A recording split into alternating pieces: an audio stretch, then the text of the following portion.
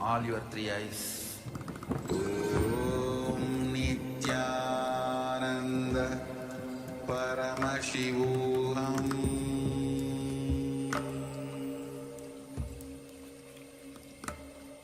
Om Nithyananda Paramashivoham.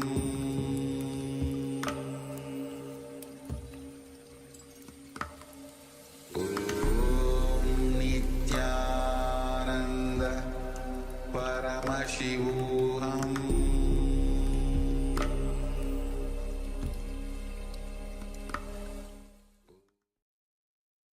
Yes. Now, I request all the participants. You can check the weight of an object. If you have taken weight of yourself, you can check, go and check on the weighing scale. What is the weight of yours? And whatever, whether it is increased or decreased, you can put it in the chat. The moment the powerful cognition enters into you, it manifests as powers. So I request all the participants to do it sincerely, all the completion. You will see you'll be able to manifest these powers. Don't take it for granted. These are all most powerful cognition Swamiji has given to us, which helps us to manifest these powers. Ma when we ma quiz in wing. Please switch on your cameras.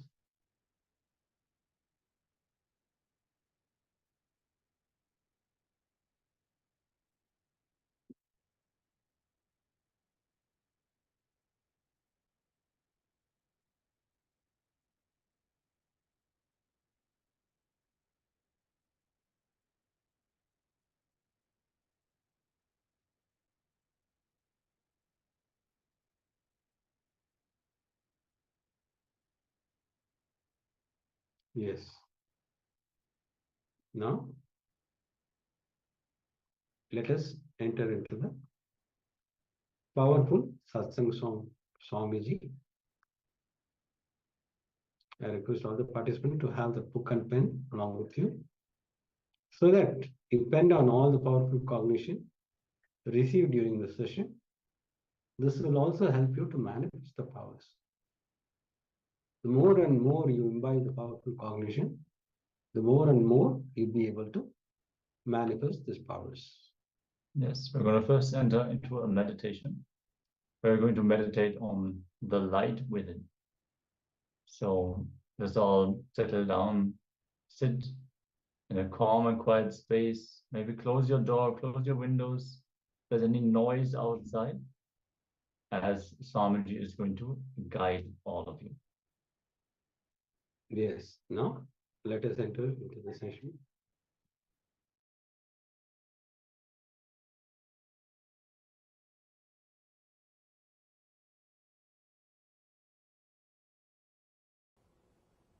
Here, Shiva is giving wonderful sloka, wonderful sutra, which can create the new understanding about the life and death, because this sutra is directly related to presence and absence. Let me read the translation. Feel an object or person. The presence in front of you means that touch or by seeing through your eyes. Feel the presence. The next word says, feel it, not just seeing. Next step, feel the absence of all other objects but this one. Understand? Step by step. Let me give the translation. Feeling the presence of an object or a person. Second step, feel feeling the absence of other objects. First, feeling the presence of one object or a person. Second step, feeling the absence of all other objects and persons, except this one. Third step, feeling the absence of this one also, and centering on yourself. Realize, paramastitihi, dhyayato layaha. Let you disappear into enlightenment, into the state of meditation. See, Shiva is such a great person, such a great master. He gives techniques for all kinds of human beings and all situations. Yesterday, the technique is for people who are in pain or suffering. Today, the technique is for people who are in love on the way to pain.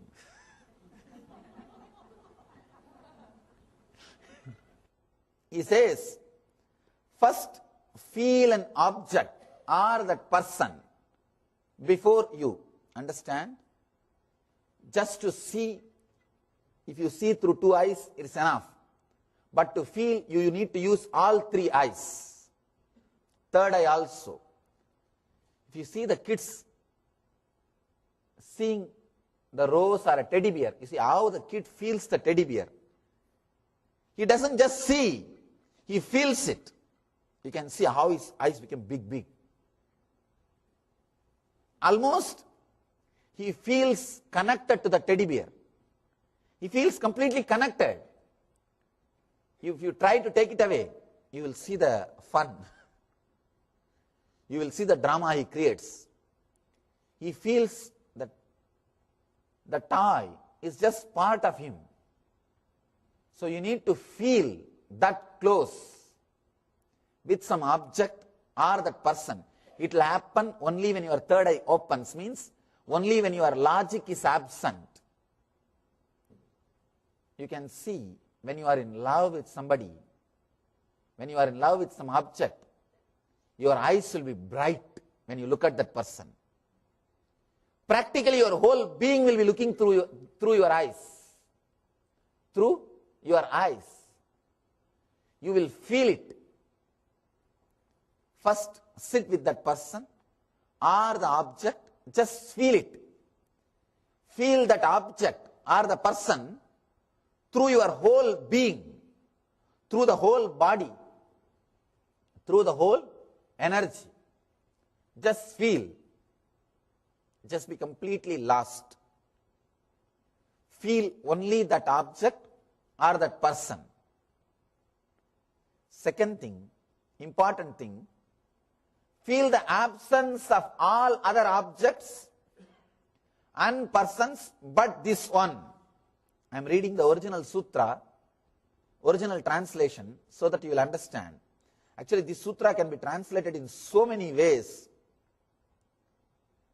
I really feel sorry for my poor translation, because I don't have more words.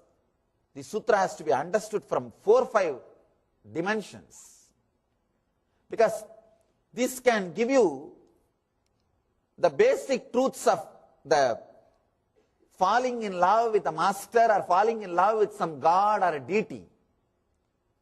The sutra will give you the basic technique, how that helps you towards enlightenment. When you deeply feel connected to a master, when you deeply feel connected to a deity, to a god, to a statue,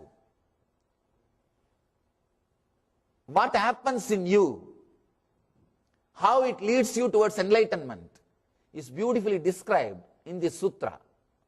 Understand? People ask me, Swamiji, if I have fallen in love with a girl or a man, can this technique help me? It will. Because whenever you are in love with somebody, the other person will look like a god. He will be God for you. Understand? I always tell people come and ask me, Swamiji, I feel you are God. I tell them, this mood or experience will be there as long as you feel connected or you are in love. As long as you are feeling connected or you are in love. When you are in love with somebody, not only with me, with a master, with anybody, when you are in love, the other person will appear like a God. He will be fulfillment of your being. God means what? Your fulfillment. Your fulfillment is what we call God. What you feel as your fulfillment is your God, Ishta Devata. That is your chosen ideal. When you are in love with the master, he appears as God. He will be God. I always tell people, when you are in love with me, not only I will appear as God, you will see all miracles which God will do will be happening through me. But when that love or feeling connected goes away, when you don't have that, you will not see any miracle through me. Even if you see, you will take it for granted. It is feeling deeply connected or love that gives you the experience, glimpse of God through other, and it just gives you inside you. It's a big science. First, you fall in love with that object or a person. One difficulty is, if you fall in love with that object or a person, first you need to concentrate, feel him, and leave everything else. Then feel his absence also. When you want to feel his absence, he may not agree or cooperate. With a master, he will agree and cooperate to feel his absence, and he will put the whole energy and whole devotion on yourself. He will not bind you. That is the greatness of master. That is the greatness of falling in love with the master. See, when you fall in love with an ordinary object or an ordinary person also, this technique can help you. But one thing, when you want to move away from his presence, he will feel dissatisfied. He will not encourage it. He wants you to be, by now, he will be dependent on you. A person who acts as an object for you to fall in love and waits till everything else disappears from you and diverts the same attention and energy towards you and gracefully moves away, lets you experience his absence, is master. He is master. Master is a person who will not be dependent on you, but who will help you to be dependent on him. When time comes, he will simply liberate you and put your whole energy on you and say goodbye and tell you to experience the ultimate. With an ordinary person, that step will be a little difficult. The third step, first step, falling in love, feeling the person, there won't be a problem. Second step, forgetting all other objects except that person or the object, that also won't be a problem. But the third step, feeling his absence also and diverting the whole concentrated energy on yourself. Dhyayato layaha means merging into meditation itself without an object for meditation. At that spot, an ordinary person will not be able to let go. He will create a comfort zone between you and him and encourage you to be in that same comfort zone. Will not allow you to go beyond him. That is where the problem will start. Of course, when that problem comes, let us face that. Just because that problem may come, it is not that we should not start our steps at all. When it comes, let us find the solution. Let us start the work. Let us start the great work of working towards the enlightenment. 3 step, feel an object before you, not just seeing, feeling, means completely lost.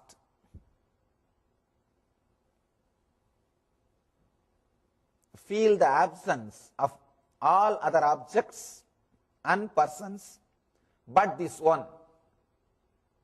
Exclude everything else. Just be completely lost with that one person or with that one object. Let there not be anything else. Exclude. 3rd step, when you really feel that there is no object, suddenly after some time, you feel, oh God, I was sitting here with Swamiji for 3 hours. And suddenly after the lecture you wake up, not from sleep. You think, oh God, there are so many people around me. Or suddenly you see, when did you come and sit? You ask the next person. And you ask the person, when did you come and sit? I did not even notice.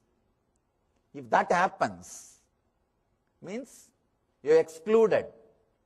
You achieved the state of excluding everything else. Then you need to go to the 3rd step, means now unclutch from master also. Feel his absence also. Then leaving aside the object feeling and the absence feeling, realize. Object feeling means the presence. Absence feeling means absence. Leaving aside both, realize. Dhyayato layaha. Hritaye layante. Dhyayato layaha. Means now let you realize, let you disappear just in yourself. This sutra, if it is understood, it will give you the basic signs of devotion, basic signs of falling in connection or in deep devotion with the master, or even feeling connected to a deity, to a murti. See, in Ramakrishna's case, he was so connected to that Kali murti, he felt that murti was alive. Just now, few months ago, I went and saw that murti. When I saw that, it was such a overflowing, such a fulfilled feeling. Just a 3 feet stone can give enlightenment. See the amazing thing. It's not more than 3 feet murti, just 3 feet murti. Black stone. It can give enlightenment. He was so strongly connected. First the feeling of the object happened. Then the exclusion, means leaving all other objects, that also happened. He used to sit in front of that murti for hours. If he starts doing arti, people will start moving away because he won't end. If some people start speaking, you don't know when they will end. If he starts doing arti, you don't know when he will end. People will start going away. 2nd step also happened. The 3rd step happened when he became enlightened. 3rd step means feeling the absence, means leaving even that form happened to him. Only then he became enlightened. Because when Totaburi came, his guru, enlightened master came, he said, I will initiate you. Ramakrishna said, yes, you initiate me. Totaburi said, now concentrate on the Anya. He gave a technique. And put your whole energy on yourself. Ramakrishna said, no. The moment I close my eyes, I see Devi. My Devi, I feel her presence. Totaburi says, that is nice. You have come to the 2nd step. Nothing wrong. But now you need to go to the 3rd step. Go beyond the form. Cut that murti. Cut that form. Ramakrishna says, what? How can I? I cherish this form.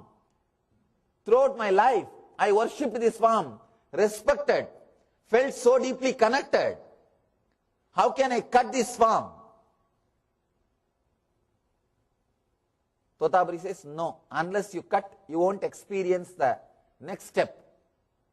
Then finally Ramakrishna agrees.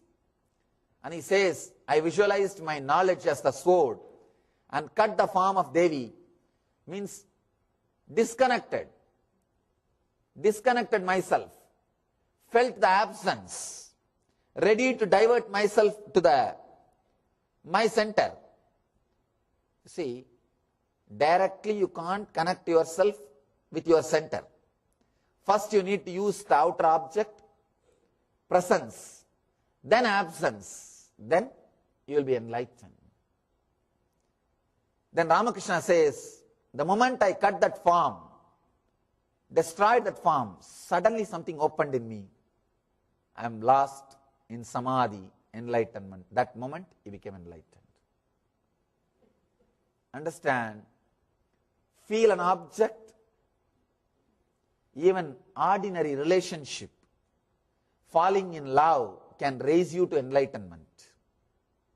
With this one technique, feel that object or the person intensely, exclude everything else.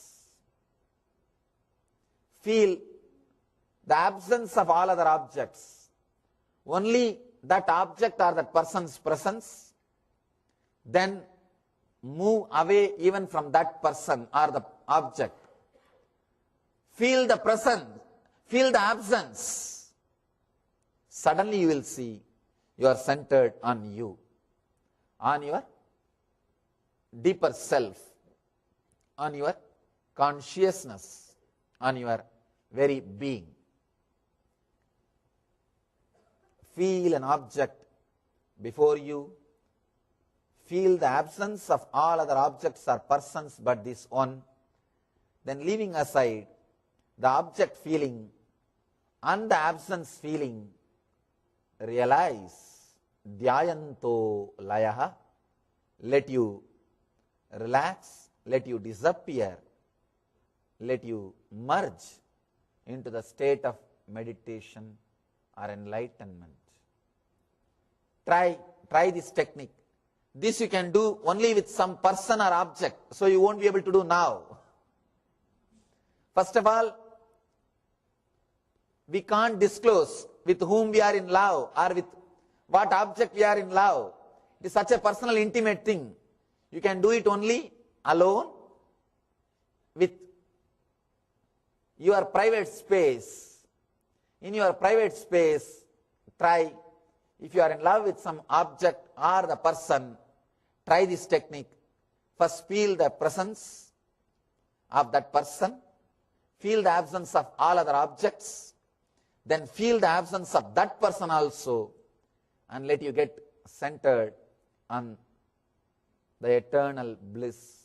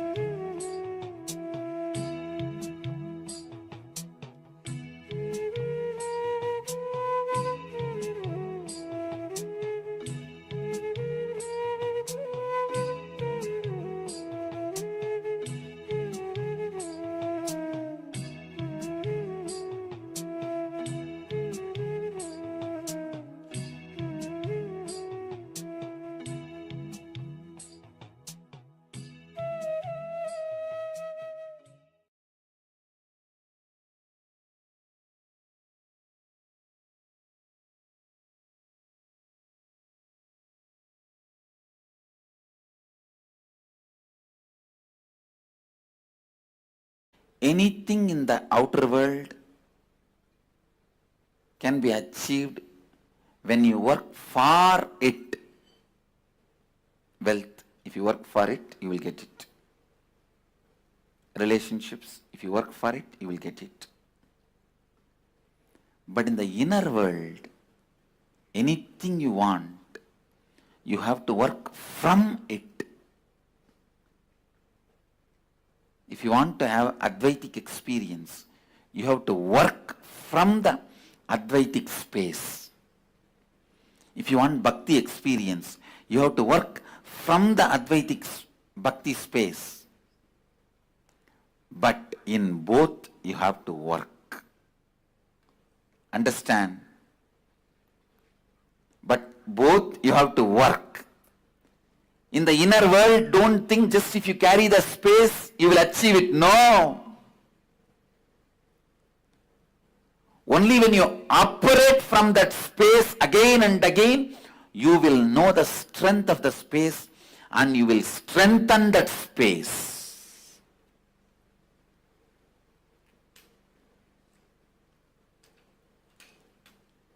So today, less words, more contemplation. Less words, more contemplation. More manana. I wanted all of you to contemplate on this one truth. Please listen. Contemplate on this one truth.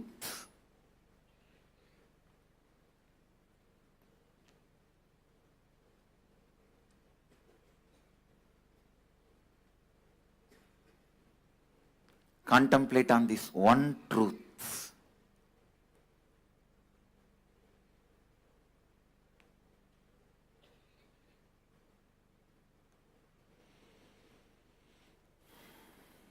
Anything you want in the outer world, you have to work for it. Anything you want in the inner world, you have to work from it. If you want living Advaita in the inner space, you have to continuously be active, alive, work from the space of Advaita.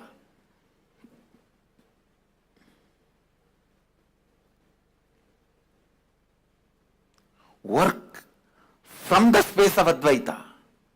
Work from the space of Advaita. Drive yourself from the space of Advaita. Let the self-driving happen from the self. Self-driving happening from the self is what I call enlightenment.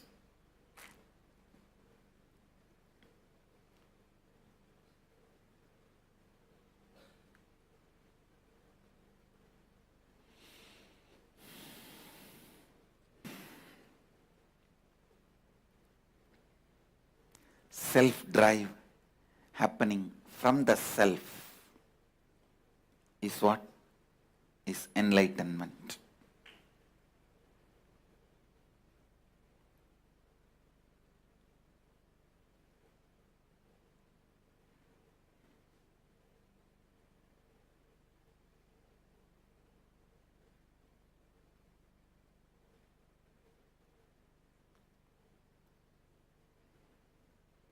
Contemplate on these few words today.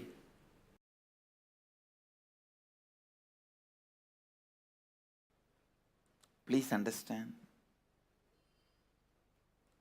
Self-drive is the source of the knowledge a human being has. Means that is Saraswati. Knowledge is not number of books you read. Knowledge is not number of concepts you know. The amount of self-drive you have.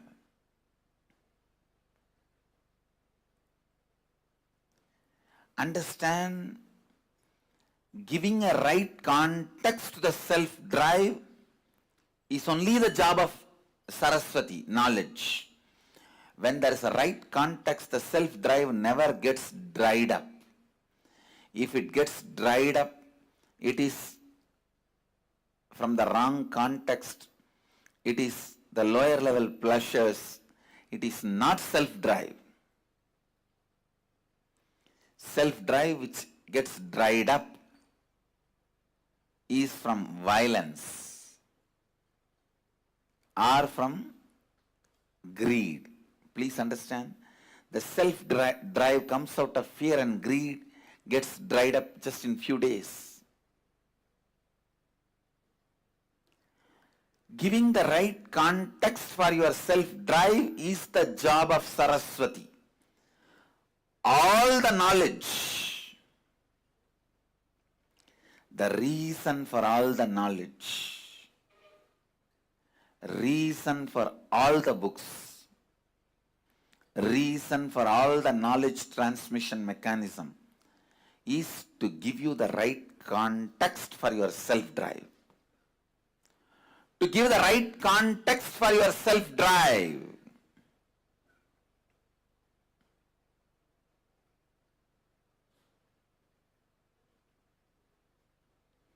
Giving the right context for your self-drive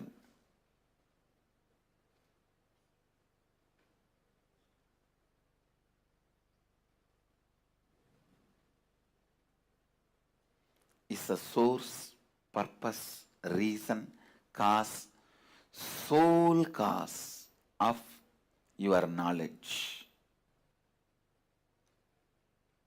Self-drive is the one and only wealth you can carry from one birth to another birth. Please understand. If you want to go to US, you have to change Indian currency to US currency. If you want to come from US to India, you have to change US currency to Indian currency. The same currency will not be useful in the other country. Same way, when you leave the body,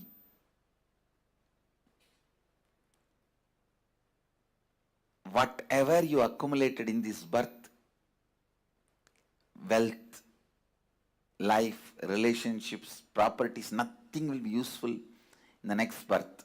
But the self-drive you accumulated will be there with you in your biomemory as your asset. I tell you, self-drive is the Lakshmi. Self-drive is the ultimate wealth, ultimate asset.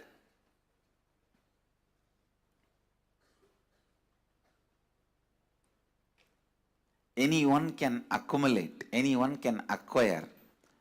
Uttared atmanatmanam atmanam avasadayet. This is the exact interpretation I will give.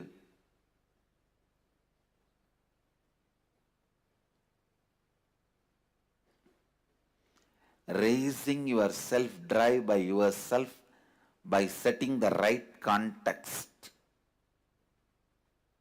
You will be a great friend for yourself. If you can't raise your self-drive by yourself by setting the right context, you are the greatest enemy for you.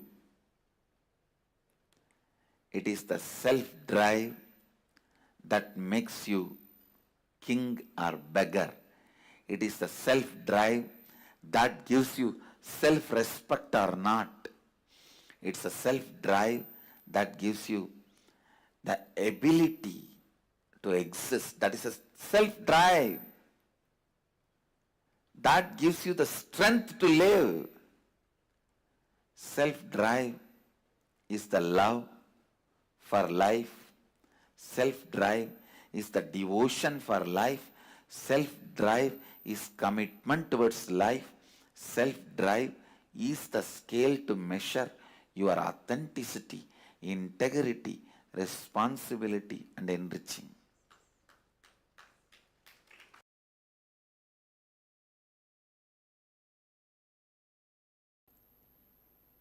Look into you and see whatever patterns whatever ideas, whatever thoughts brings conflict into you does not allow the experience of oneness in you. Start completing with them. Listen, I am establishing the process for oneness. Maybe next few days, I'll go on expanding on it. Sit and go on, pen down the patterns which makes you move away from the original oneness space, restful awareness, the state for which you are yearning without even knowing for which you are yearning. Understand? In all of us, there is a yearning for certain state. Without even knowing for what we are yearning, we go on yearn. Sometimes we think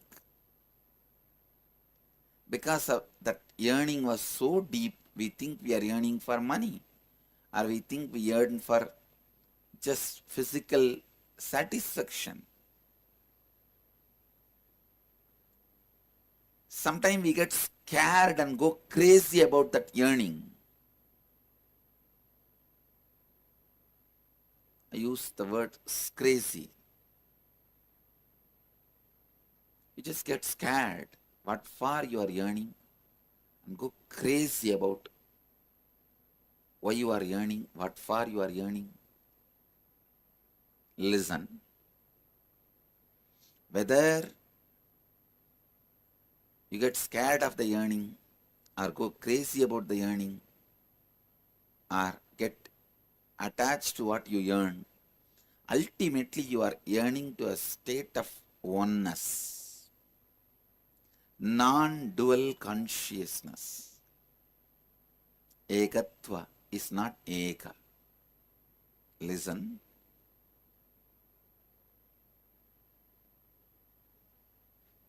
Oneness is God, God is not one. Be very clear.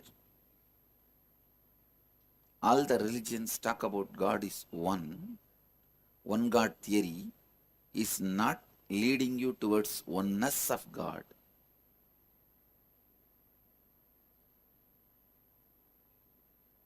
So I am not accepting the concept that God is one, or theology God is one, but I am very clear the fact that reality is God is oneness.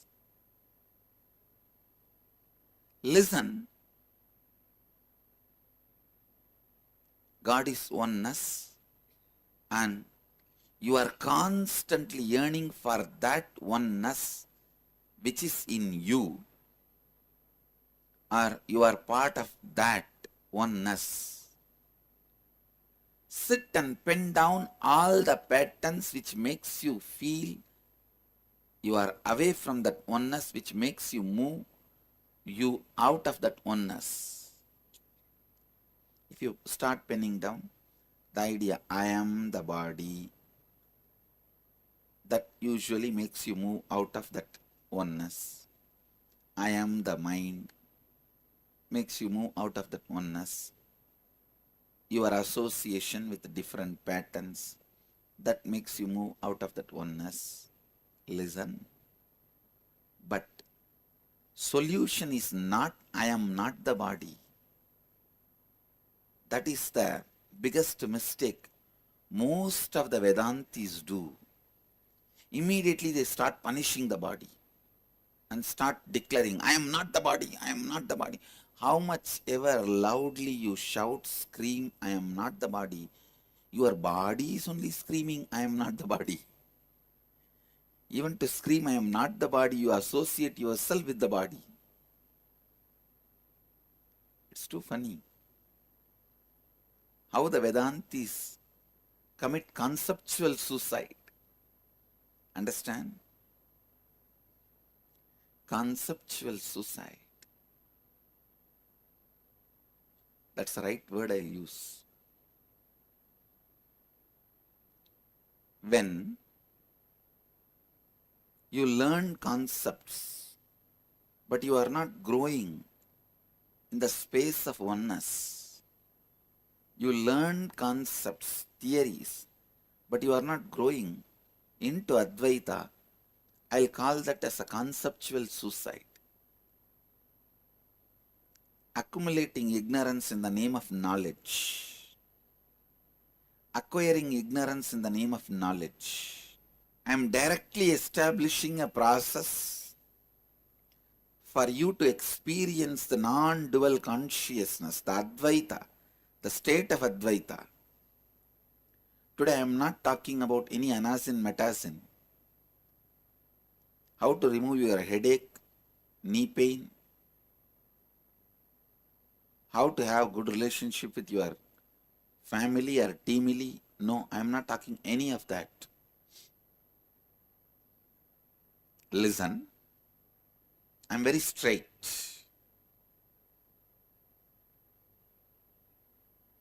I am establishing the process for you to experience non-dual consciousness. So listen. Come to the space of listening and listen. This can directly take you to the non-dual state of consciousness. Sit and pen down all the patterns, ideas, concepts, theories, thoughts, which makes you move away from the non-dual state, Advaitic state. It can be as simple as I am the body to as complicated as I am my wealth.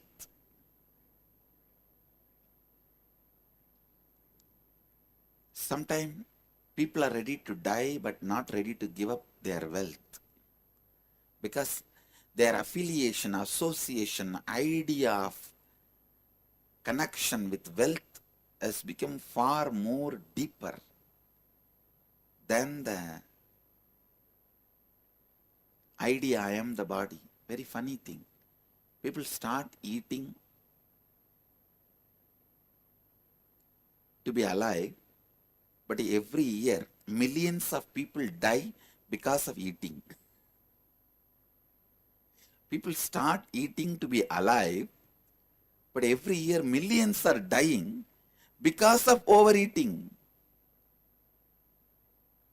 Because by and by they associate themselves with the food more than their body or ability of the body to make the food into life. Their ability to make the food into their life, ability to convert the food into life is far more important than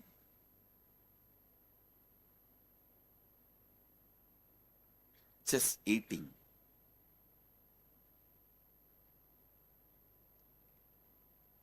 Many times, listen, many times in the attachments and delusions, the purpose is lost. As I said, you start eating for living. Finally, just by eating, you die. You are ready to die, but not ready to reduce your eating. I am not even asking you to give up eating. Reduce your eating.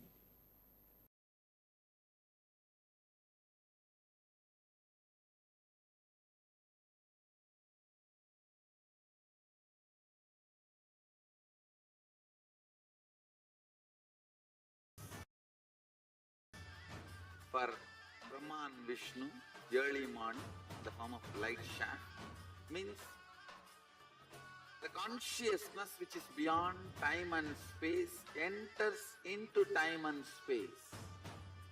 Sadashiva declares, Let me become many to celebrate myself. So morning, we celebrate he becoming many.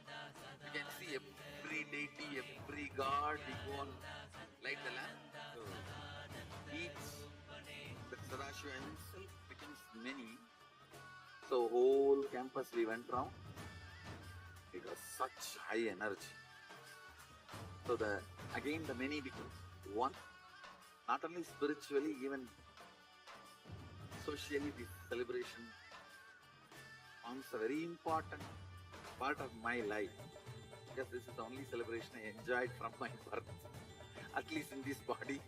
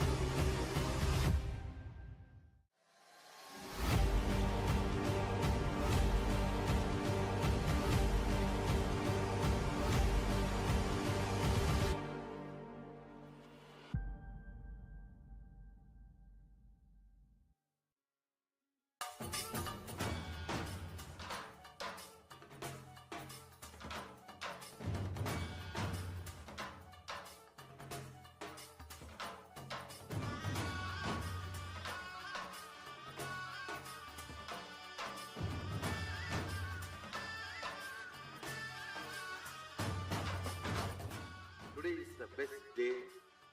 Sadashiva appears for Brahma and Vishnu early morning in the form of light shaft. Means the consciousness which is beyond time and space enters into time and space. Sadashiva declares, let me become many to celebrate myself. So morning, we celebrate he becoming many. You can see every deity, every god, we go on light the lamp. So each, the Sadashiva himself becomes many. So whole campus we went round. It was such high energy. So again the many becomes one. Not only spiritually, even socially, this celebration forms a very important part of my life. Because this is the only celebration I enjoyed from my birth, at least in this body.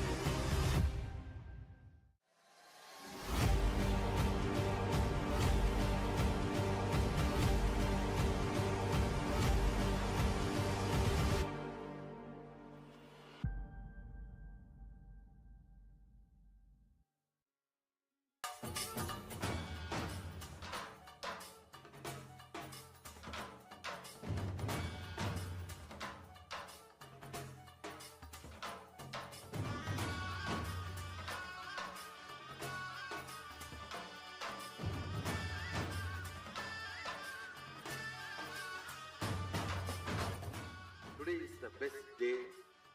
Sadashiva appears for Brahma and Vishnu early morning in the form of light shaft.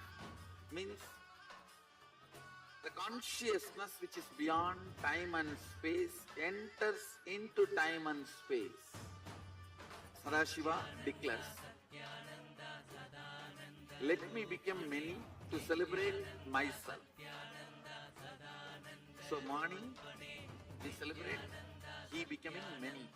You can see every deity, every god, we go on light the lamp. So each, the Sadashiva himself becomes many. So whole campus we went round.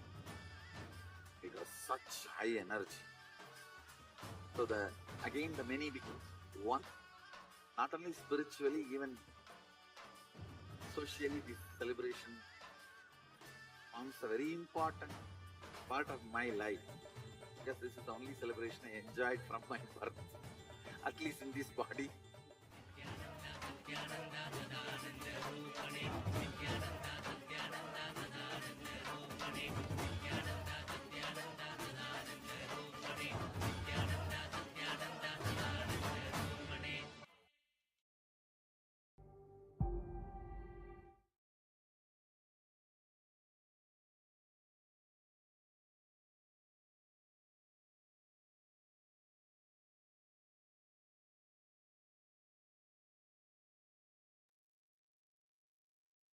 Yes,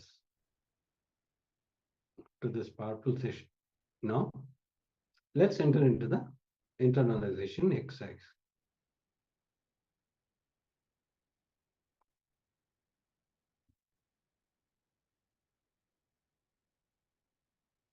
So please have your book and pen along with you so that we can enter into the internalization exercise.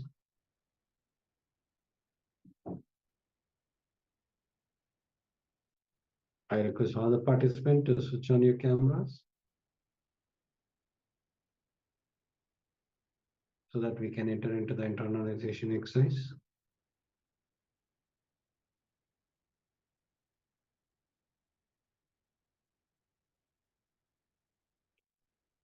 Please sit straight with complete awareness.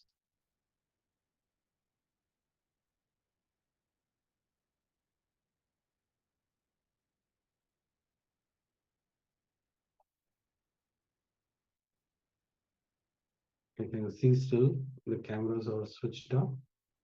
Please switch on your camera so that we can enter into the exercise.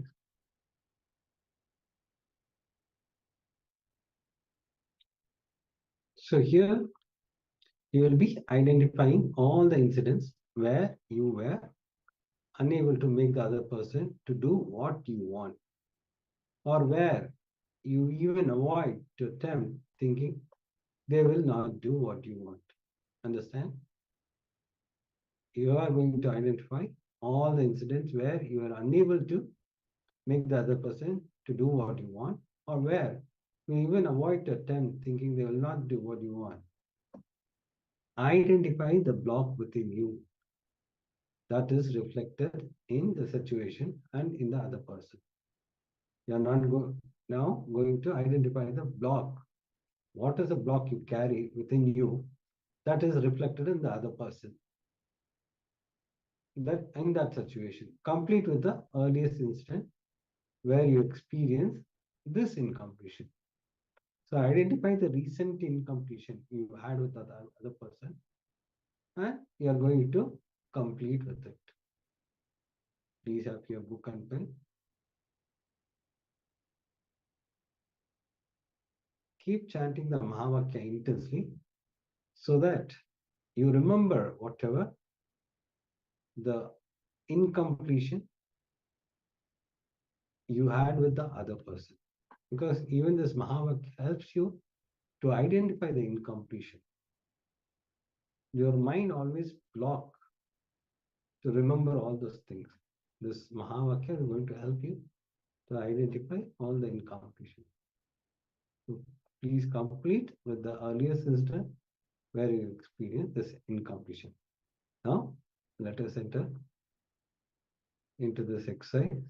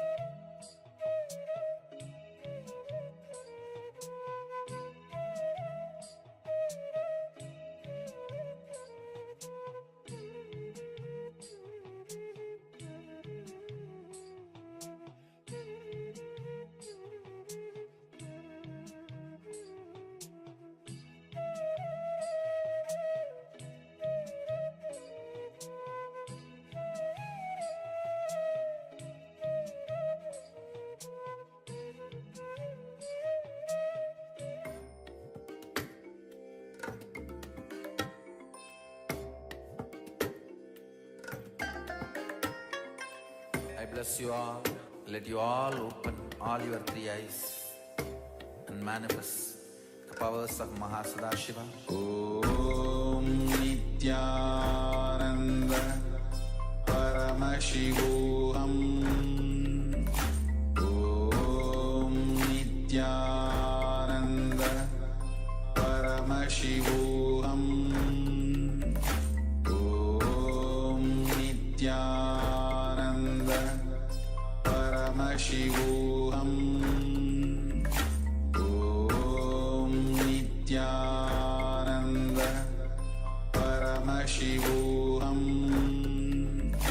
Om Nithyananda Paramashivoham.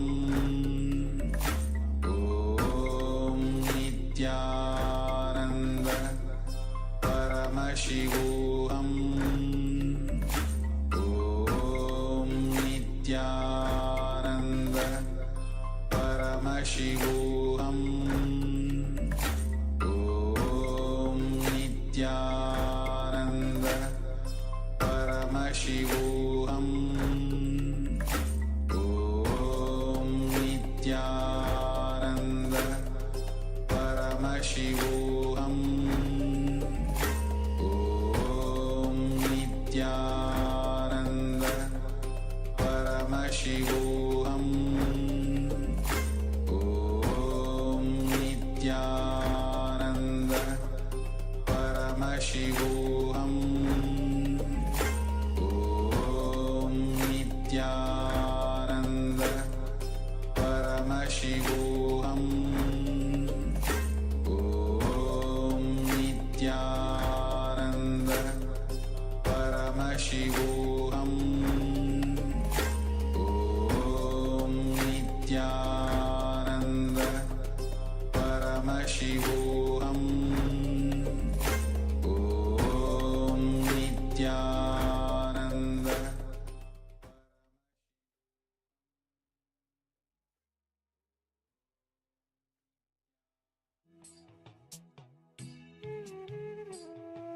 Yes.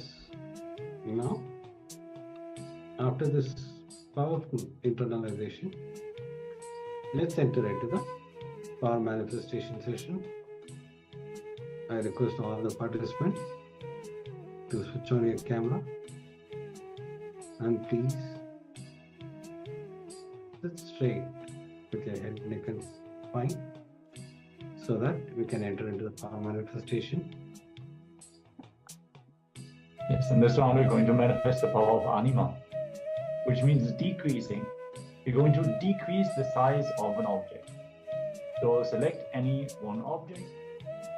Can be maybe a small figurine or a pen, something which is nearby and which is not too large, something that you can measure easily and then compare the size.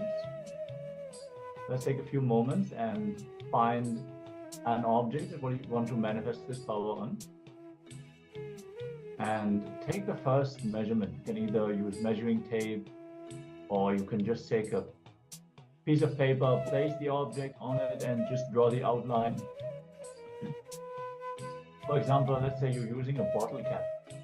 You can just draw the outline of that bottle cap and then you can reduce the size of this object. Or you could reduce the size of the bottle cap and then try to screw it onto the bottle and see if it fits, if you don't have any other measuring tool. So just take a few moments and determine the size of the object before we enter into this round of the power manifestation. Yes, sorry for the technical glitch. We're going to manifest the power of reducing the size. So pick an object and measure the size initially. And then you can start connecting with Swamiji. Yes, now you will connect with Swamiji. Sit with this powerful cognition and meditate on intensely as visualize Paramashiva has come down in the form of Bhagavan Nithyananda Paramashivoham. Remember Paramashiva in your third eye. Sit with powerful cognition and meditate on it. Then intensely think that you are Nithyananda Paramashiva. Anything else you think as you identity is a delusion. Drop all the doubt and visualize, unclutch from all the thoughts. Intensely chant the Mahavakya. Om Nithyananda Paramashivoham. Om Nithyananda Paramashivoham.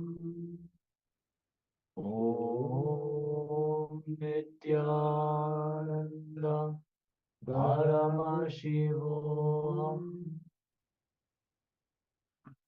Now, let's enter into this power manifestation.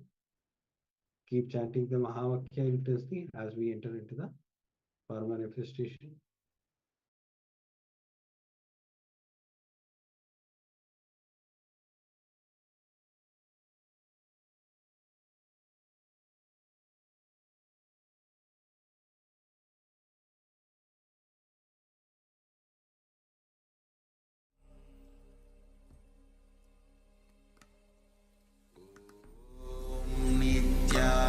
Nithyananda Paramashivoham.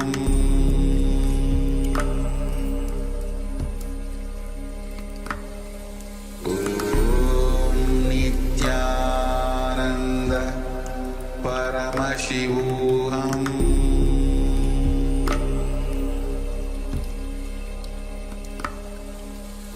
Om Nithyananda Paramashivoham. Om Nithyananda Paramashivoham. Om Nithyananda Paramashivoham.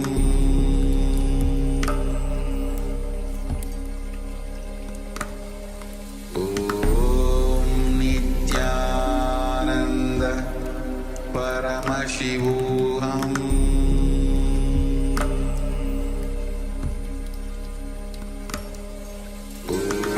Om Nithyananda Paramashivoham.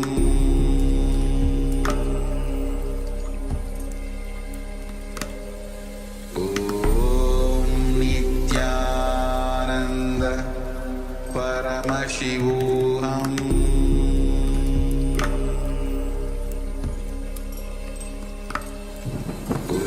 Om Nithyananda Paramashivoham.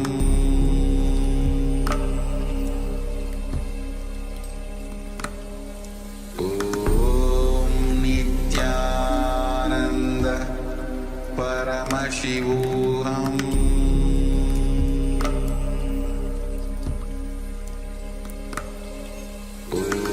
Om Nithyananda Paramashivoham.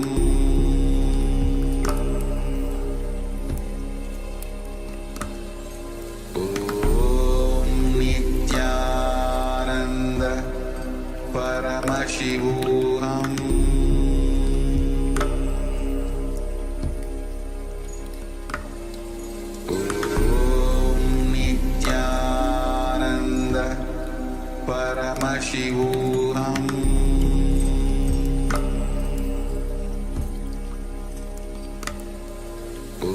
Om Nithyananda Paramashivoham.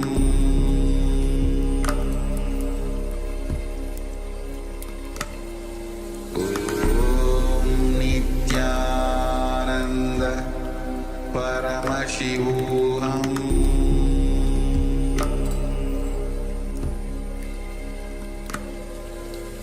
Om Nithyananda Paramashivoham.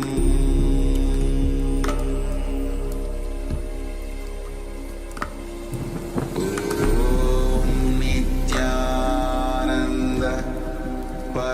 Paramashivoham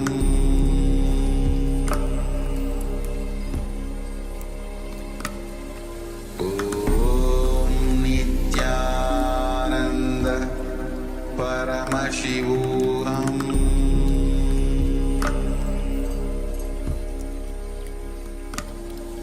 Om Nithyananda Paramashivoham Paramashivoham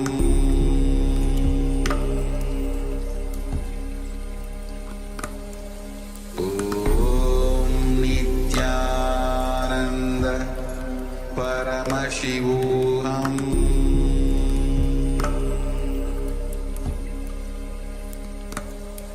Om Nithyananda Paramashivoham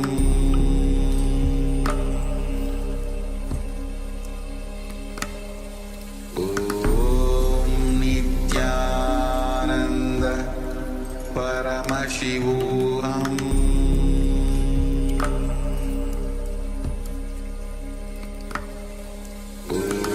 Om Nithyananda Paramashivoham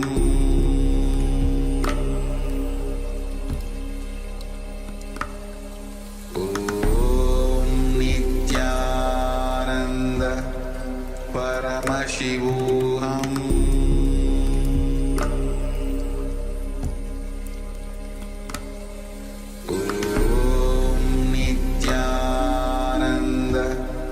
Paramashivoham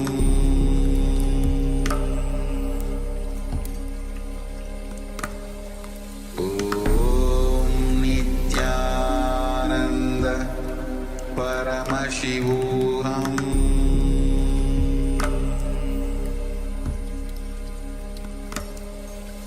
Om Nithyananda Paramashivoham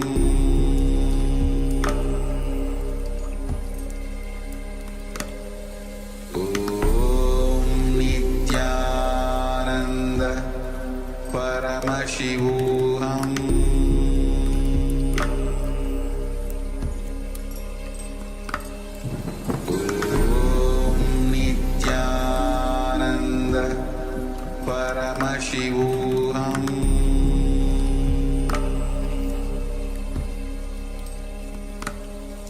Om Nithyananda Paramashivoham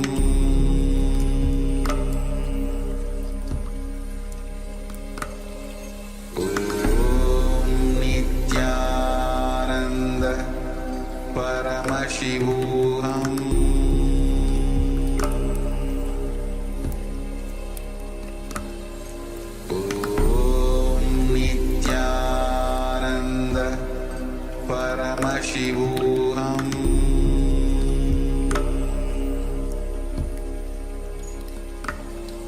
Om Nithyananda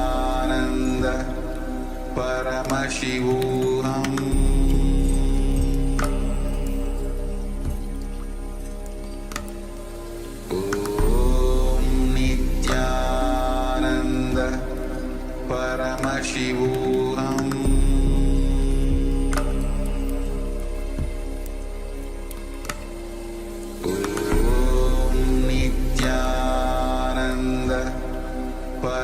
Paramashivoham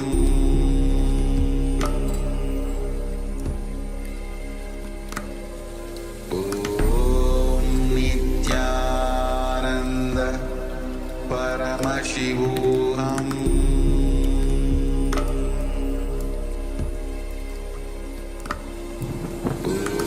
Om Nithyananda Paramashivoham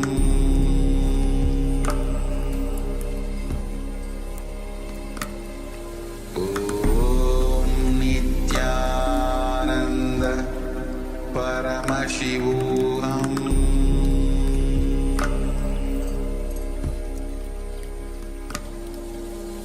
Om Nithyananda Paramashivoham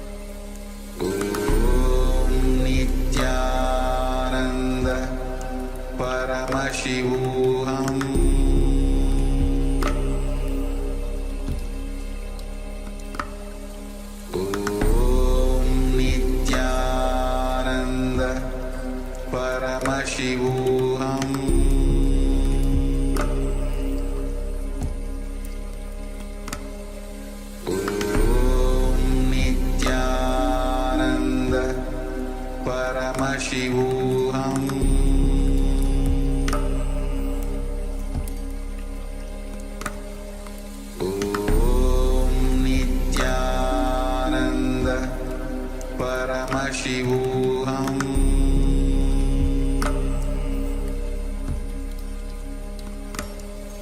Om Nithyananda Paramashivoham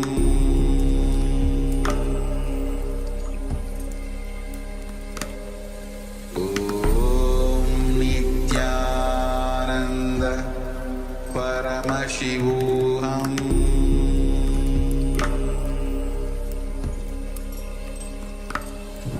Om Nithyananda Paramashivoham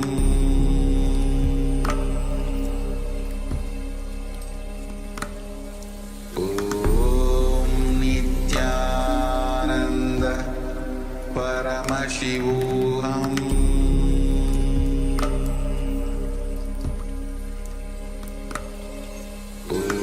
Om Nithyananda Paramashivoham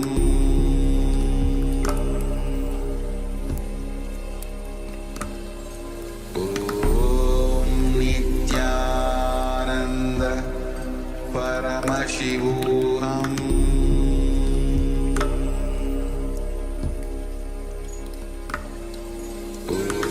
Om Nithyananda Paramashivoham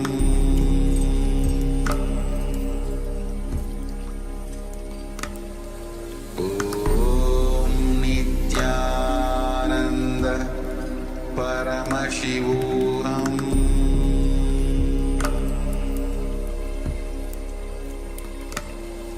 Om Nithyananda Paramashivoham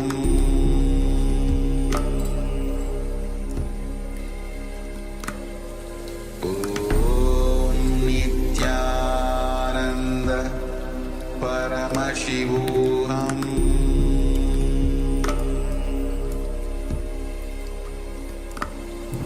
Om Nithyananda Paramashivoham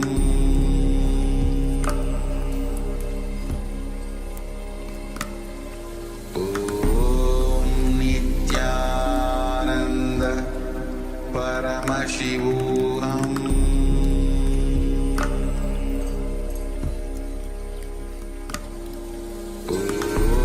Om Nithyananda Paramashivoham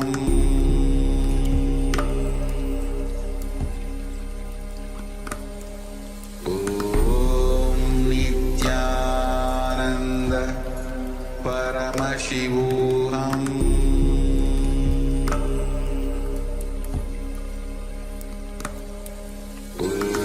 Om Nithyananda Paramashivoham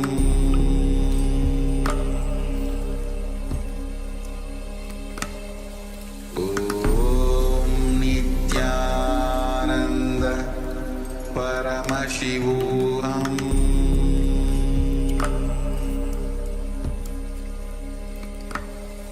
Om Nithyananda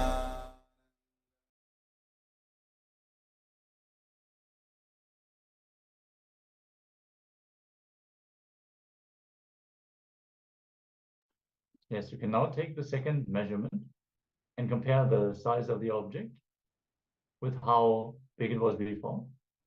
See if the size has decreased, and do let us know in the chat what was the size difference and which object did you manifest on. Let us know. This goes for all the Zoom participants, but also all the YouTube viewers, Facebook viewers, Twitch viewers, and our Instagram viewers as well. So share your experience from this power manifestation.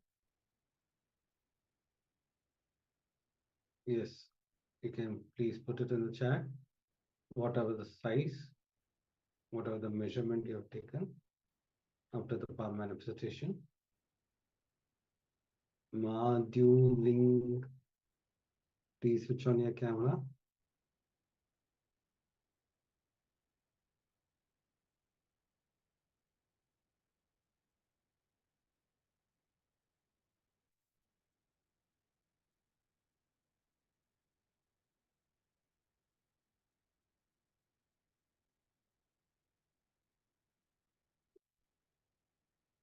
I request all the participants to switch on the camera.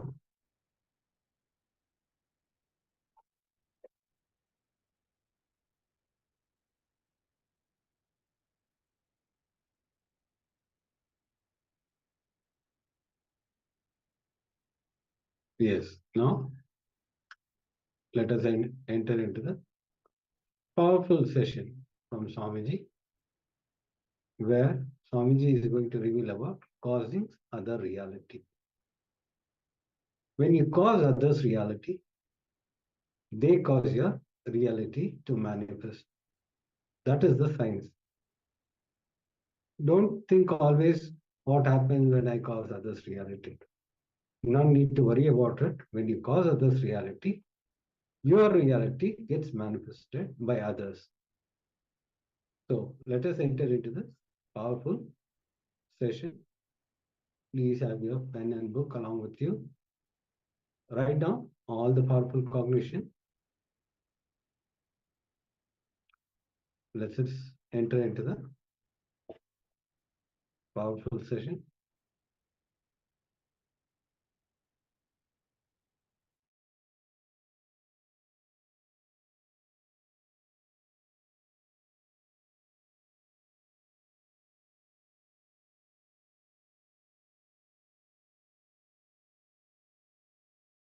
Please listen. Being a catalyst for everyone to realize their reality, ultimately grow and realize their ultimate reality. Listen. Even with enriching enlightenment, maybe slowly you may develop an attitude, you are holier, you are higher than the receiver. Now, not even that attitude. Be a catalyst, sincerely be a cause for everyone to realize their reality. I tell you, when you decide authentically, sincerely to be a cause for others to realize their reality, all of them become catalyst for you to cause your reality. Dharmo rakshati rakshitaha. When you protect dharma, dharma protects you. When you are sincerely, please understand, the moment you start trying to be a catalyst for others to realize their reality, first thing will come up is your insecurities. Complete with it. You don't need to carry so much of self-doubt, self-denial, self-hatred patterns. Every doubt is established on the self-denial, self-hatred and self-doubt. First doubt, if I am causing his reality, what will happen to my reality? Who will cause it? Understand, when you decide to cause, all of them will simply become cause for your reality. And all of them, please understand, life itself, the whole, will become cause for you to cause your reality. Listen, I tell you, all the good things happened in my life. I am giving you the experiential expression from my very experience. With integrity and authenticity, I am talking to you, keeping Kala Bhairava as the witness. All the good things happened in my life. All the best things happened in my life. Happened only when I have lived sincerely, being a cause for causing others' reality. When I sincerely be a catalyst for others to cause their reality, always, not only others' reality was caused, I was also showered by the divine grace. Because being a cause is your because. Listen, this realization is what I call applied science of living enlightenment. Jivan Mukta Vijnana. Continuously, sincerely be a cause for others to realize their cause, and whatever comes up in between, your insecurity, the other person may not be in tune with your cause, or your insecurity, what will happen to your cause, or your insecurity, others may try to cause harm to you. Complete with all this is not part of you.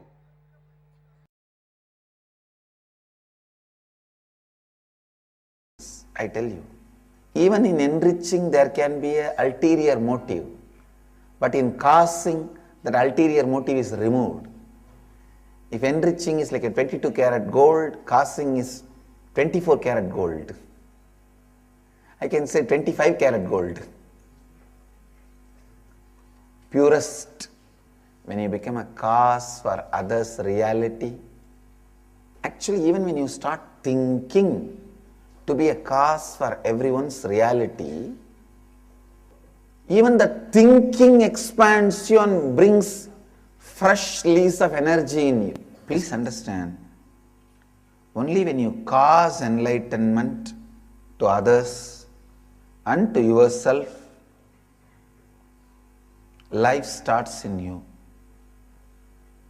Beginning of the life starts in you only when you cause enlightenment to yourself and to others. This Nitya Kalpatar Darshan is my effort to cause enlightenment in all of you.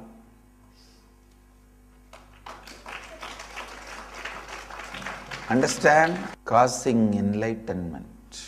Be constantly supportive, helping, living, enriching, causing others' reality. When you start thinking to make others reality, when you decide to cause to make others reality, even your ability to think expansion always brings joy. When you start thinking for others, consciously you become them. Expansion brings always joy. Expansion brings always bliss. Expansion brings always completion. Expansion brings completion, joy. Expansion brings sacred joy. First, always be a cause for others to experience their reality. Second, when you start causing others reality, the expansion happens in you, the joy happens in you. It's a sacred joy which strengthens you and makes even your own reality more powerfully. Third, Ashtama Siddhis are simply available to you when you cause others' reality. Fourth, carry this space of possibility in you. Go on causing it for others.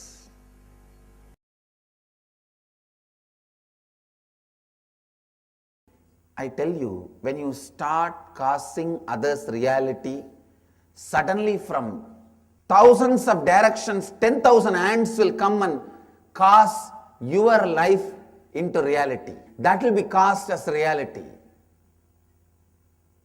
I tell you, so much of auspiciousness will be showered on you.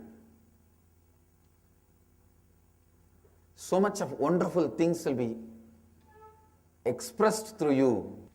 Be a cause for others' reality, because being a cause for others' reality is your being the cause for your being.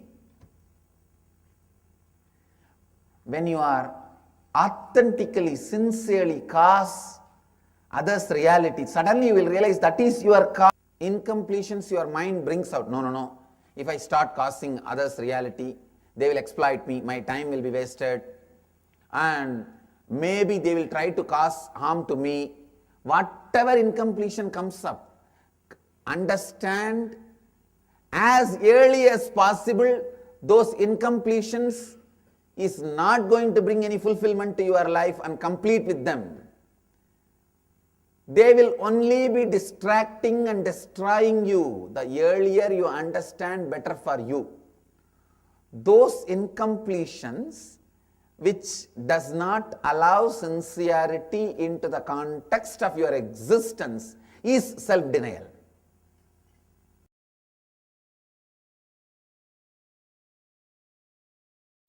The first thing you need to understand, putting yourself in other person's place. Especially when you start thinking through for the other person, to cause other person's reality, to make other person's reality express, to make other person's reality into reality. First thing happens is expansion to you. Please listen. When you create a space to make others' reality into reality, when you become a catalyst for others to realize what they want to realize, when you become a cause for others to experience their realities, the first thing happens is you expand. You expand. You become larger space. You become a larger being. Please listen. When you decide you will cause your family's realities, you become a head of a family. When you decide you will cause your reality, you become a human being. When you decide you will cause your city's reality, you become a leader of the city. When you decide you will cause the reality for the country, you become head of the country. When you decide you will cause the reality for the world, you become God. When you decide you will cause the reality for the universe, world, you become God. So deciding to cause others' reality, deciding to cause others' reality is what I call responsibility. That is what I call enriching. You putting yourself in others' place and thinking through and deciding, I'll cause it. Being a cause for everyone's reality. I tell you, when you decide I'll be a cause for everyone to experience their reality, suddenly you see so many people cause what you want as reality. Somebody asked me a question. What if others want to cause in their life is going to harm them or hurt them? Then if I cause that in their lives, am I not harming them? How can that be enriching? Or am I missing something? Did Swamiji mean that we need to listen to what they say they want to cause, what their being really wants? Please listen. Be very clear. Whether you support or not, they are going to cause what they want to cause in their life. Is it not? When you don't want to cause, you create this judgment, justification. No, it is harming them. Who are you to Justify. Give love, not intelligence. Be a hand, be an extra hand for them, not extra head. If that is what they want, give them that, that's all. Be extra hands for people, not extra heads. I always tell people, we need only hands and legs, not heads. That we have enough. Be hands and legs for people, not heads. Many times we justify because we don't want to support the other person, we don't want to be a cause for other person's reality. We just try to justify saying, no, maybe it is harmful to him. No.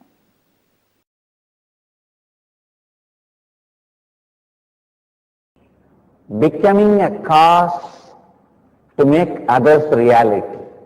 That is where the whole turn takes place, where you become a leader.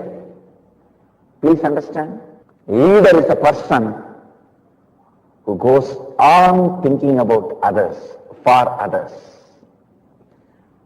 You can't run life hypocritically for a long time. Don't think, no, I will act as if I think for others, but not.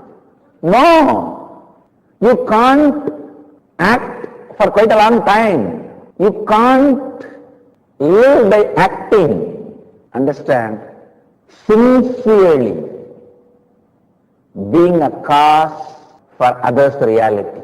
That is a very important, profound lesson experientially shared in this IA level 4. Whatever obstacle you have for being cause for others' reality, you have to complete with all that.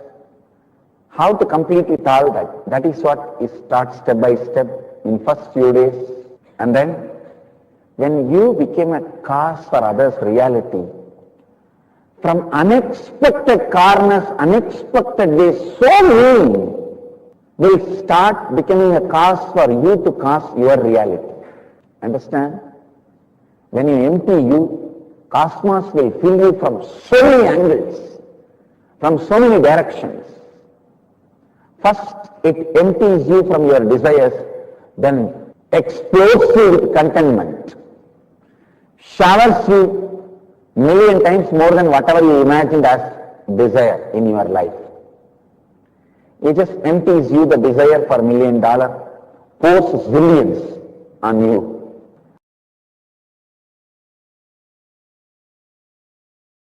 Let's complete with all the past incompletions. It is time we rededicate ourselves to integrity, authenticity, responsibility and enriching and causing enlightenment to ourselves and others.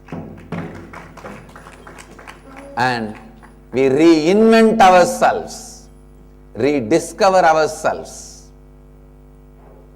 recreate ourselves to live the great science of causing enlightenment.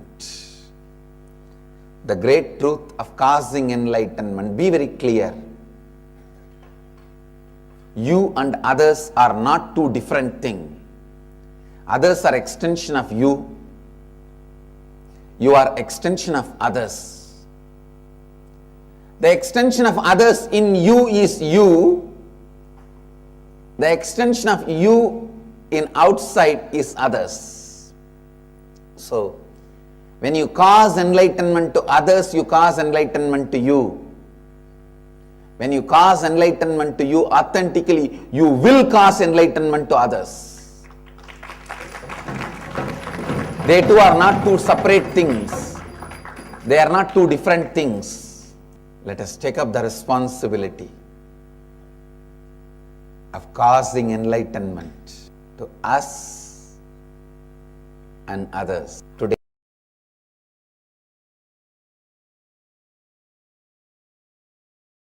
Advaita, completion, complete completion is one of the most powerful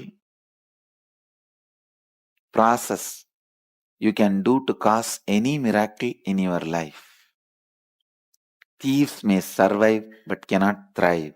They may survive, but cannot thrive. Only people who contribute to others can thrive. Only when you cause others reality, you can thrive.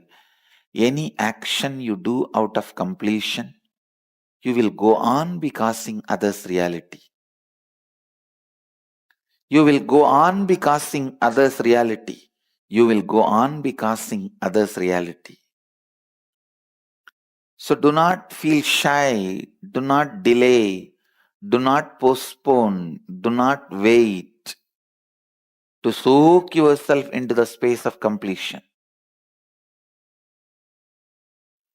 Let that become your breathing style. Advaita become your breathing style, thinking style, and lifestyle. Let Advaita become your breathing style, thinking style, lifestyle. Breathing style, thinking style, lifestyle.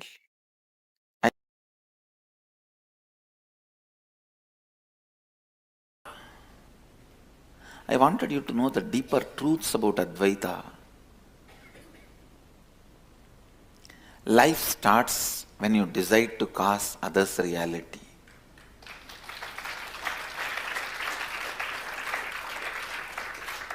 Because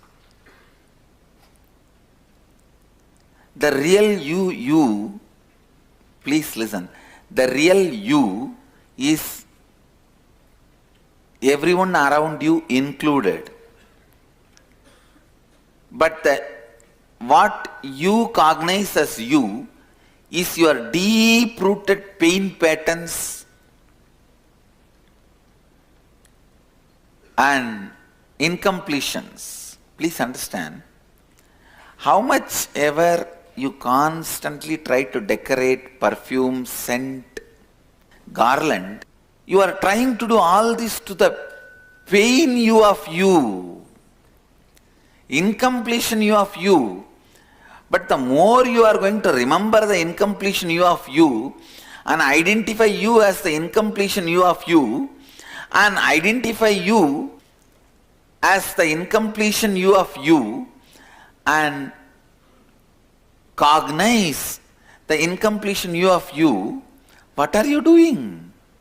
You are trying to perfume the drainage.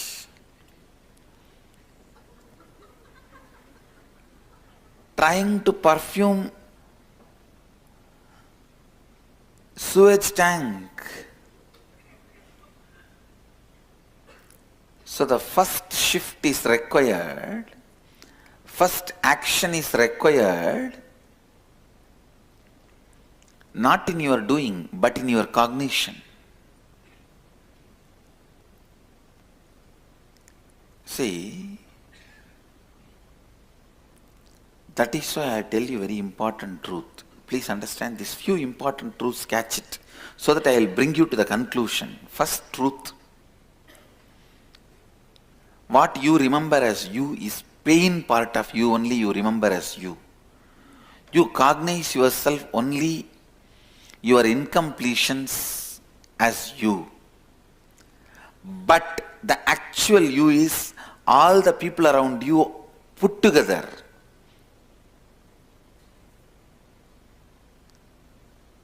Third, because what you cognize as you is only the deep-rooted pain patterns and incompletions of you, how much ever you try to perfume it, scent it, even put Kasi Chandan on it and garland it, do whatever.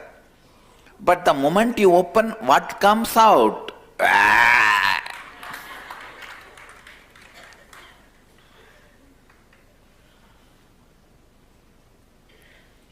You put a silk cloth. What you perceive as you go on trying to do makeup to that. That will never bring completion and powerfulness with you. Shift your energy to what is you. Shift your energy to what is you. listen. The real you is all the people with whom your life is involved, all the lives who are involved with you. All this put together is you. When you shift, when the cognitive shift happens, all of them are you, you are them. Suddenly your joy, your pain, your life, your goal, your purpose, your right, your wrong, your dharma, your adharma, everything gets rewritten. That rewriting is what I call rewriting your future.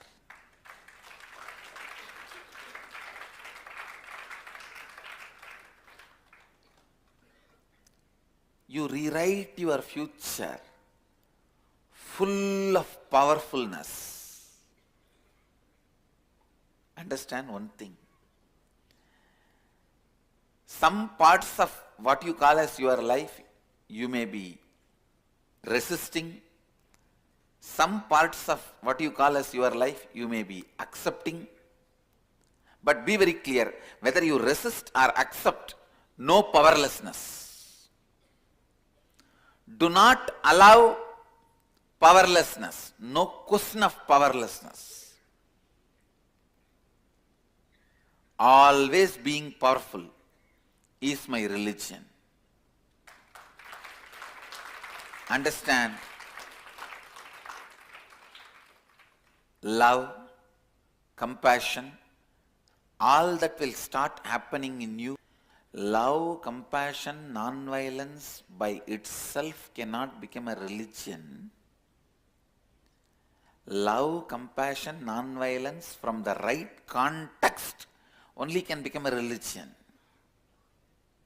I have seen people who escape from life try to show compassion, non-violence, just because they feel powerless to face the conflicts. They feel completely powerless to face the conflicts.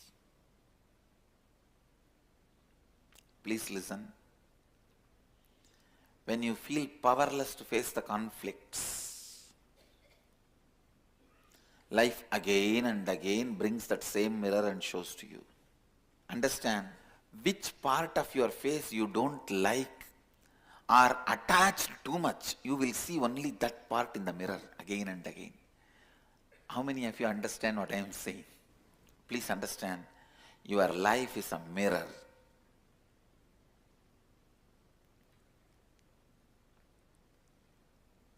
If you allow anything to make you powerless, if you allow anything to make you powerless,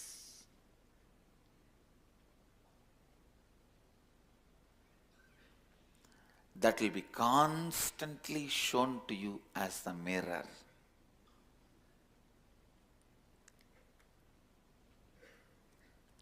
If you feel powerless to handle your spouse and the family and run away to some other lifestyle, sometimes divorce, sometimes sannyas, whatever lifestyle you opt or choose, by feeling powerless, I guarantee you, you will see 10 people exactly like your spouse. You will be forced to work with those people.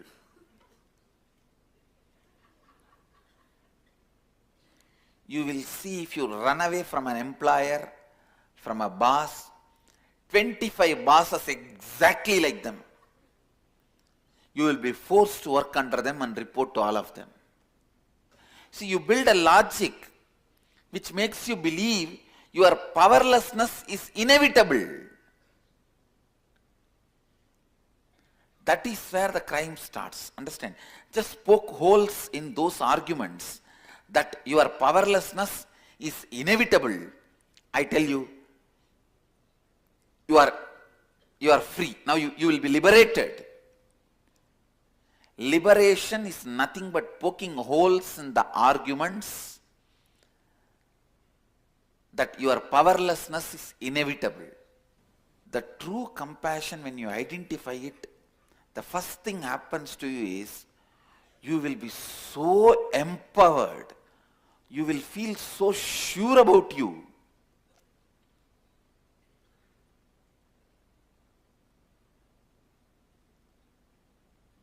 When you decide to cause others reality, only then you will understand what you are.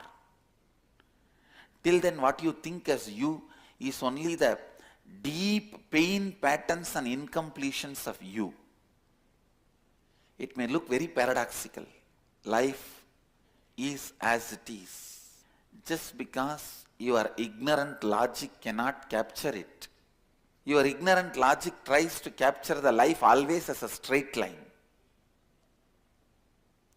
But the truth of life is paradoxical. What you call as paradoxical. The first paradox. When you try to cause others reality, you will even realize what you are. You will understand the different spare parts and organs of you, their functions, their qualities, capabilities, abilities, much better when you decide to cause others reality.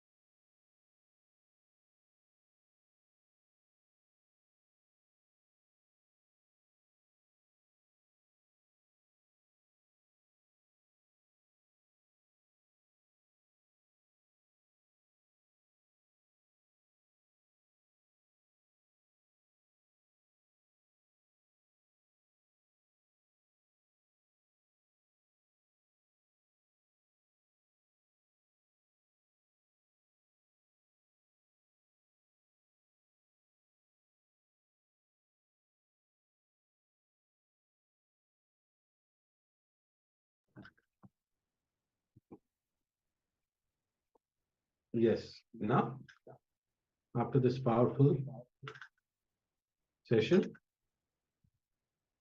we will enter into the celebration of Kumbh Mela happening. So around the world are gathering for this grand celebration of Kumbh Mela. So join us in this Kumbh Mela celebration. You can follow the link.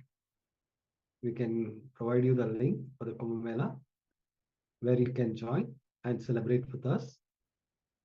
It is the most auspicious happening. Yes. I request all the participants to switch on the camera as we enter into this Kumbh Mela celebration. After this, we'll be having a darshan.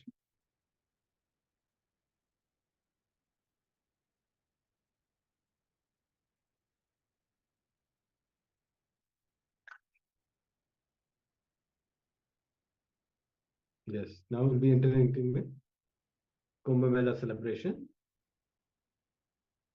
followed by Swamiji's darshan. Then would you like to go ahead and introduce yourself, Ma? Sure. Nithyananda, everyone. I'm Ma Prasanna. I live in Menlo Park, California. I am a volunteer at the Nithyananda Vedic Temple in San Jose. Can I say something about how I got introduced to Swamiji, like a brief? Sure, I would love to hear from you on that. So I was working in Seattle in 2009, and Swamiji was conducting a Kalpataru meditation. And even before we met Swamiji, we were frequent visitors at the Swamiji's temple in Seattle. And my kids were 1 and 3 at that time, and it was pretty overwhelming for us to handle 2 kids who were running around all the time. But whenever we went to the temple in Seattle, the kids would calm down and everyone would come back happy. So we would go there every other day, and they told us that Swamiji is coming in. I think it was November that Swamiji was coming. So we immediately signed up for attending the Kalpataru program, and the kids were very small, so we left the kids with a nanny and we went and attended the program. It was a 1-day program. By the end of it, I was telling my husband that I want to go for the next Inner Awakening program. I don't know how, but I want to go.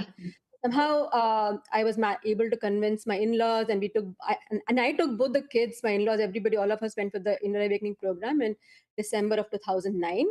And that was like a life-changing experience, just not just for me, for the kids, for all of us in our family. And I came back feeling completely a transformed person. I was hooked to Swamiji's videos. I would watch it all the time. And then I started volunteering in the Seattle temple. And I feel like uh, volunteering in the temple made a huge difference, because I felt like there was a constant connection with the deities and with Swamiji by going there, and the Sangha, which was there to support us through thick and thin. So that was a huge turning point in our lives. And soon after that, we moved to the Bay Area. My husband got a job here, and so all of us moved to the Bay Area. And as luck would have it, there was a Nithyananda Vedic temple in San Jose as well. So I just continued volunteering in the temple, and I'm still volunteering there. And I've done several Inner Awakening programs with Swamiji. I've been to Varanasi, I've been to Haridwar, I've been to like so many of his Inner Awakening programs. And each program, Swamiji would give us some glimpses of Kumbh Mela. And many a times he's mentioned that you have not experienced Hinduism completely until you've been to at least one Kumbh Mela. And he would tell us about these, many things that happened during Kumbh Mela, and I would be just listening to him. But like one thing that stuck in my head whenever he would tell us about Kumbh Mela is that I have not experienced Hinduism unless I've seen Kumbh Mela at least once. So in 2015, there was a Kumbh Mela in Nasik, and that happened to be in September, I think. And by then, the kids' school was in session. So I'm thinking in my mind, I want to go for Kumbh Mela, but my kids need me because the schools are in session. Should I go? Should I not go? But my husband, he has always been very supportive of my spiritual journey, and he said, if you feel like going, you just go. I will somehow take care of the kids. You don't worry about that. So I just took the next flight, and last minute I just booked a flight and I came to Kumbh Mela. and and the arrangements were just beautiful in Nasik. And if you know how Nasik is, there was a lot of rain at that time during the Nasik Kumbh Mela. It was raining very heavily. But the arrangements were just impeccable. There was a dormitory for everyone to stay. There was a full kitchen that was operational, I think, day in and day out. Beautifully arranged. Whether it was raining, whether it was hot, whether it was dry, no matter what happened, I noticed that the volunteers in the kitchen were always working, and very dedicated volunteers who were always there to help whoever was attending the program, and also to serve people who were just coming to meet Swamiji. So at that time, I was lucky enough to take one Shahi Snan along with Swamiji. With all of us went with Swamiji. We took one Shahi Snan. That was beautiful. And then there was one session where we were going for the second Shahi Snan. It was pouring. So I just remember that Swamiji will casually say that, hey, it's pouring because the heavens are very happy with us. So just experience it this also. So we were like sitting like awestruck around Swamiji. I remember we went to the Triambakeshwar temple in Nasik, and we sat outside the temple and it was raining from above, and we were all sitting, and Swamiji is talking to us for a long time and nobody wanted to move. At some point Swamiji himself asked, hey, it's raining so much, do you guys want to go back and dry yourself? And we like, no Swamiji, we are okay. You just keep talking to us and this is good. And then of us sitting around Swamiji, listening to him, such beautiful experiences from that Kumbh Mela. Like, and then sometimes we'll be sitting in the meditation hall and Swamiji will be conducting a meditation program, and then some people will be coughing because it was raining and people were getting a little sick, and then Swamiji will say, Paripurna, they're all coughing, can you arrange for tea for everyone, coffee for everyone? And within 10 minutes there'll be coffee and everybody is drinking tea and coffee, and like everyone is like up, and so like whole program was seamlessly conducted. uh, the volunteers were very dedicated. It was a beautiful experience, so much joy being around Swamiji. And the other thing I wanted to mention was that there were people streaming all the time to meet Swamiji, and we just casually met, got introduced to the Matadishwars, the heads of various spiritual organizations, who were just streaming in to meet Swamiji. And then Swamiji would sometimes introduce them, and he would talk about their yogic feast. And I was like in awestruck, thinking, hey, we just hear about these in books, or like you read about these things. Swamiji is casually introducing them as if this is just another happening, because Hinduism has is full of so many of these yogic masters that he just used to casually introduce us to them. That was beautiful. Nasik was great. It was slightly smaller. Actually, but next, yeah.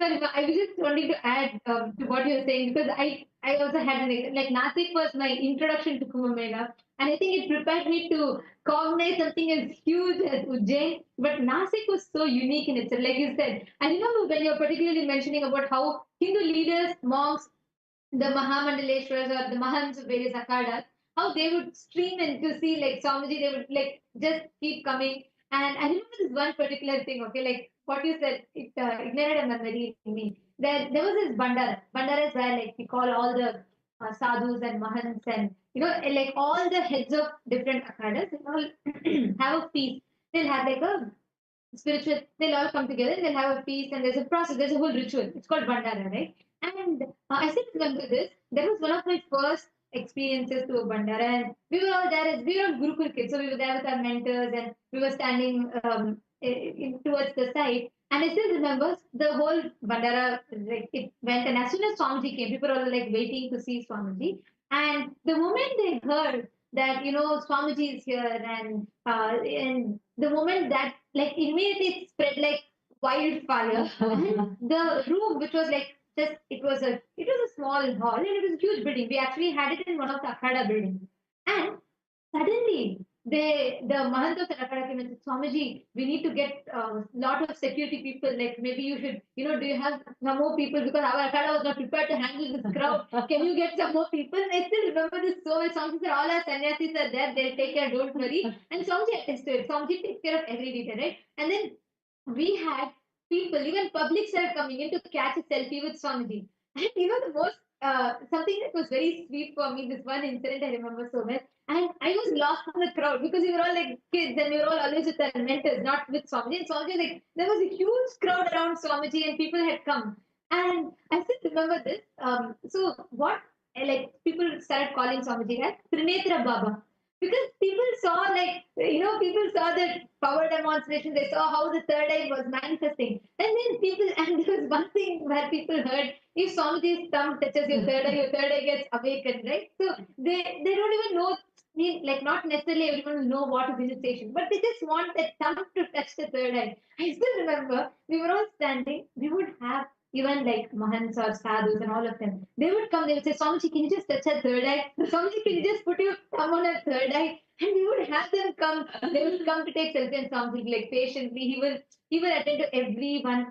We'll have, these are like leaders and like the pontiffs of different akhadas, and they would come and they would say, Swamiji, like, what you have done is amazing. And they say, can you awaken our third eye? We too want to experience it. And the crowd, right? Like, we'll have the people standing, like, holding each other's hand, like a human chain, just to protect, right? They'll come in between. someone will just take Swamiji's hand, put on this third, and they say, "Now my third eye is awakened. I have my third eye awakened." And that is like an unforgettable experience for me. So like, I mean, like this is just so sweet. I heard from so many people who went to this Nasti Kumbh Mela, everyone sharing this.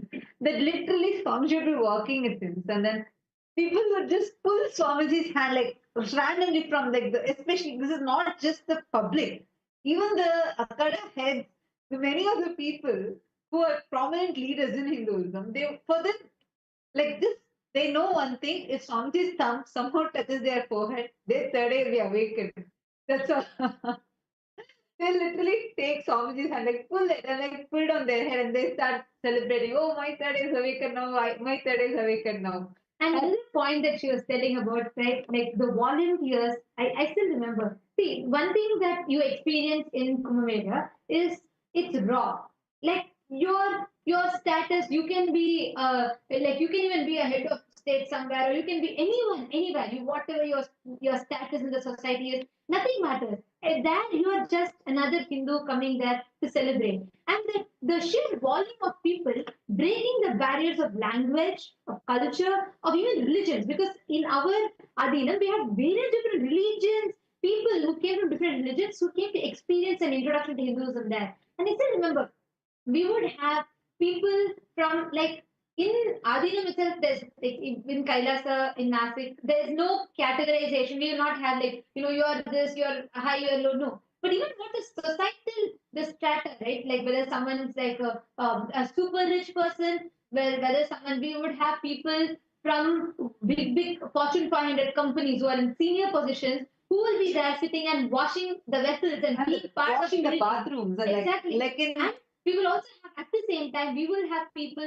who have like, who society would consider as poor or economically not from a good background and all of that. Even there'll be absolutely like no kind of this thing whatsoever. And everyone will be there together to celebrate. And that sheer, the energy of that was something phenomenal. So when you were sharing that, particularly in Nasik, this was something unique that I remember so well. Ujjain was a different scale altogether. That's a whole subject to talk about. But Nasik, this was something unique that I still remember. Yeah, that was such a beautiful sharing, Nithyananda. I still remember the Bandara, and I still remember the crowds around him and everyone trying to take his thumb. Yeah, now I just remember that. Yeah, but yeah, definitely, Ujjain was a different scale. The number of people attending was massive, and and for Ujjain, I came with both my kids, and I was alone. So my husband, like I came first, and then I went back, and then my husband came because my mother-in-law, she lives with us, so we were taking turns to attend it. But when I came to Ujjain, I was awestruck because the scale at which that happened was completely different. Like there was a lot more people, volunteers, people just attending the program, and the people streaming in to take darshan was a different level of preparation for that. But it just happened just like that. And then I just remember, again, same thing. So at that time, I remember since this was happening on a much larger scale, there was more need for volunteers to help with, cleanliness, food, serving. You could take any responsibility you wanted. But I remember like we were sitting in the hall, and there were like thousands of people sitting in that tent and like doing third eye manifestation and all of those. And then Swamiji casually said that we need to pay attention to the hygiene and cleanliness, and we need more help outside.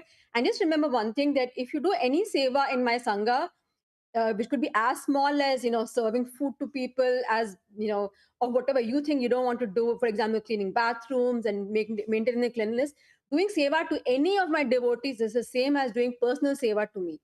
So at that time, many people said, okay, we're going to go outside this hall and not and take care of other duties. So there were many people who actually started taking care of the infrastructure that was built, which included the porta potties and the like the bathrooms, and then there was an entire kitchen that was set up, and this was on a regular ground. It wasn't like a pakka land or something. It was just on a ground.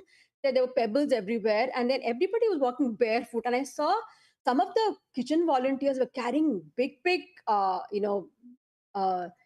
vessels and just walking through the stones.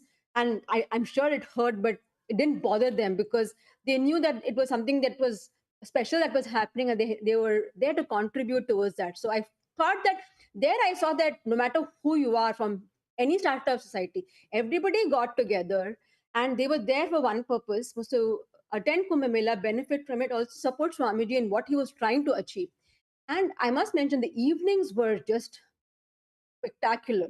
Wow. Maybe 5 or 6 o'clock, people would start coming for darshan, and they would just keep coming. And Swamiji will sit for hours and give them darshan, everybody individually. And then he would tell them, if anybody who comes here has to eat and go.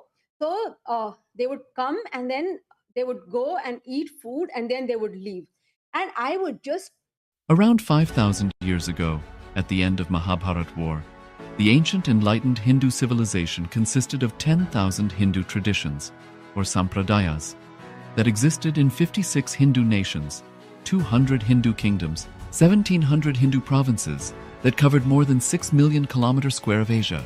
The Supreme Pontiff of Hinduism, SPH, Bhagavan Sri Nithyananda Paramashivoham, is the reviver of KAILASA, this ancient enlightened Hindu civilizational nation. KAILASA is an unbroken cultural, religious, historical, civilizational, and sovereign continuation and revival of multiple of these historical Hindu sovereign states and Hindu ecclesiastical entities. The unbroken continuity of these ancient Hindu nations through KAILASA results in the legal recognition of KAILASA as per the international customary law, particularly the doctrine of continuity. The international law, the doctrine of continuity, implies that upheavals and revolutions within a country, changes in government, territorial adjustments, measures taken during military occupation, or other internal transformations do not negate the existence of the country, do not affect the legal personality and international obligations of the country or state. The Vienna Convention on Succession of States in respect of treaties, 1978, addresses these principles of the doctrine of continuity as it outlines international law during situation of state succession or continuation. International law recognizes a state's legal personality by recognizing its identity. This perspective extends even during the period when the given state or country is annexed or occupied by a foreign power. Even in such cases, the legal personality of the state is considered to persist, enabling its subsequent re-establishment. Historical examples dating back to the 18th century include cases like Portugal and Genoa that were re-established after the Vienna Congress of 1815. More recent examples include countries such as Poland, Ethiopia, Czechoslovakia, Albania, and Austria that were re-established after World War II. Even when a nation is deprived of its territory, the nation continues to exist. Its sovereignty and international legal personality continues to persist. The Dalai Lama, as the spiritual and temporal leader of Tibet, exemplifies this principle. In 1959, the Dalai Lama was exiled and forced to flee. Despite the challenges faced, the Dalai Lama continues to advocate for the preservation of Tibetan culture and garners worldwide support for Tibetan autonomy on the global stage. Similarly, from 1309 to 1376, the Pope of Catholicism had been in exile in Avignon. Despite this, he was recognized as the head of state as well as head of the church and given full privileges of the position after their return to Rome. Even in 1861, much of the papal territories had been lost, leaving the Pope with no sovereign territory other than the papal residence and related buildings. Yet his temporal powers were still acknowledged. He was recognized as a head of state, and later, the Lateran Treaty of 1929 formally re-established papal sovereignty over the Vatican City. The Sovereign Order of Malta further exemplifies this principle, retaining international recognition as a sovereign entity despite the permanent loss of their territory upon Napoleon's invasion in June 1798. Despite such permanent loss of territory, the sovereignty and the international legal personality of the Sovereign Order of Malta continue to persist. Much later in 1894, the order settled in Rome and acquired two properties, the Magistral Palace and the Magistral Villa that received extraterritorial status. Today, the order maintains diplomatic relations with 112 countries, issues its own diplomatic passports, currency, stamps, and vehicle registration plates, and has been granted observer status in the United Nations. All these examples of state re-establishment illustrate the principle of continuity of states, as per international law, that a state's legal personality persists over time. A nation continues to exist even after a complete loss of territory. A far more striking example is of the oceanic countries, which are under the threat of their entire nation being drowned and submerged due to rising sea levels owing to global warming. In response to such existential threat of climate change, Pacific Island nations, including Tuvalu, have enacted constitutional amendments and made international declarations affirming that their nation and their sovereign rights will continue to persist, despite their entire territory being lost to the sea. This proactive stance is highlighted in the Constitution of Tuvalu Act 2023 and the Pacific Islands Forum Declaration of 2021. The Supreme Pontiff of Hinduism, Bhagavan Sri Nithyananda Paramashivoham, through the line of succession, is the present 203rd Emperor of the Hindu Sovereign Kingdom of Surangi Samrajya. He was crowned on the 31st of December 2004 at the age of 26. Thus, by very same principles of the doctrine of continuity, through which the international legal personality of Portugal, Genoa, Poland, Ethiopia, Czechoslovakia, Albania, Austria, Vatican, Tibet, Sovereign Order of Malta, and several other nations has been recognized despite having undergone a period of exile, annexation, occupation by a foreign power, or despite loss of territory. The SPH Nithyananda Paramashivoham, through well-established legal and historical facts about the Hindu sovereign state of the Surangi Samrajyam, derives all sovereign rights and powers of the royal lineage of the Surangi Samrajyam as its 203rd sovereign emperor, from his inheritance and continuation of the unbroken succession of the kingdom of Surya Vamsa Surangi Samrajyam Sarvanapitha. Surya Vamsa Surangi Samrajyam, through unification with 20 other sovereign Hindu states and sovereign ecclesiastical, historical entities, became part of the United States of KAILASA, which thus became a sovereign, independent juridical state, with the SPH Nithyananda Paramashivoham as the sovereign. Just as how the oceanic nations like Tuvalu have safeguarded their sovereignty from the existential threat of total submersion by amending their constitution and asserting that their sovereignty will persist regardless of the loss of their territory, KAILASA, which is a sovereign continuation of 21 sovereign Hindu states and sovereign ecclesiastical historical entities, is also reviving and continuing the Kumari Kandam Hindu nations that got submerged.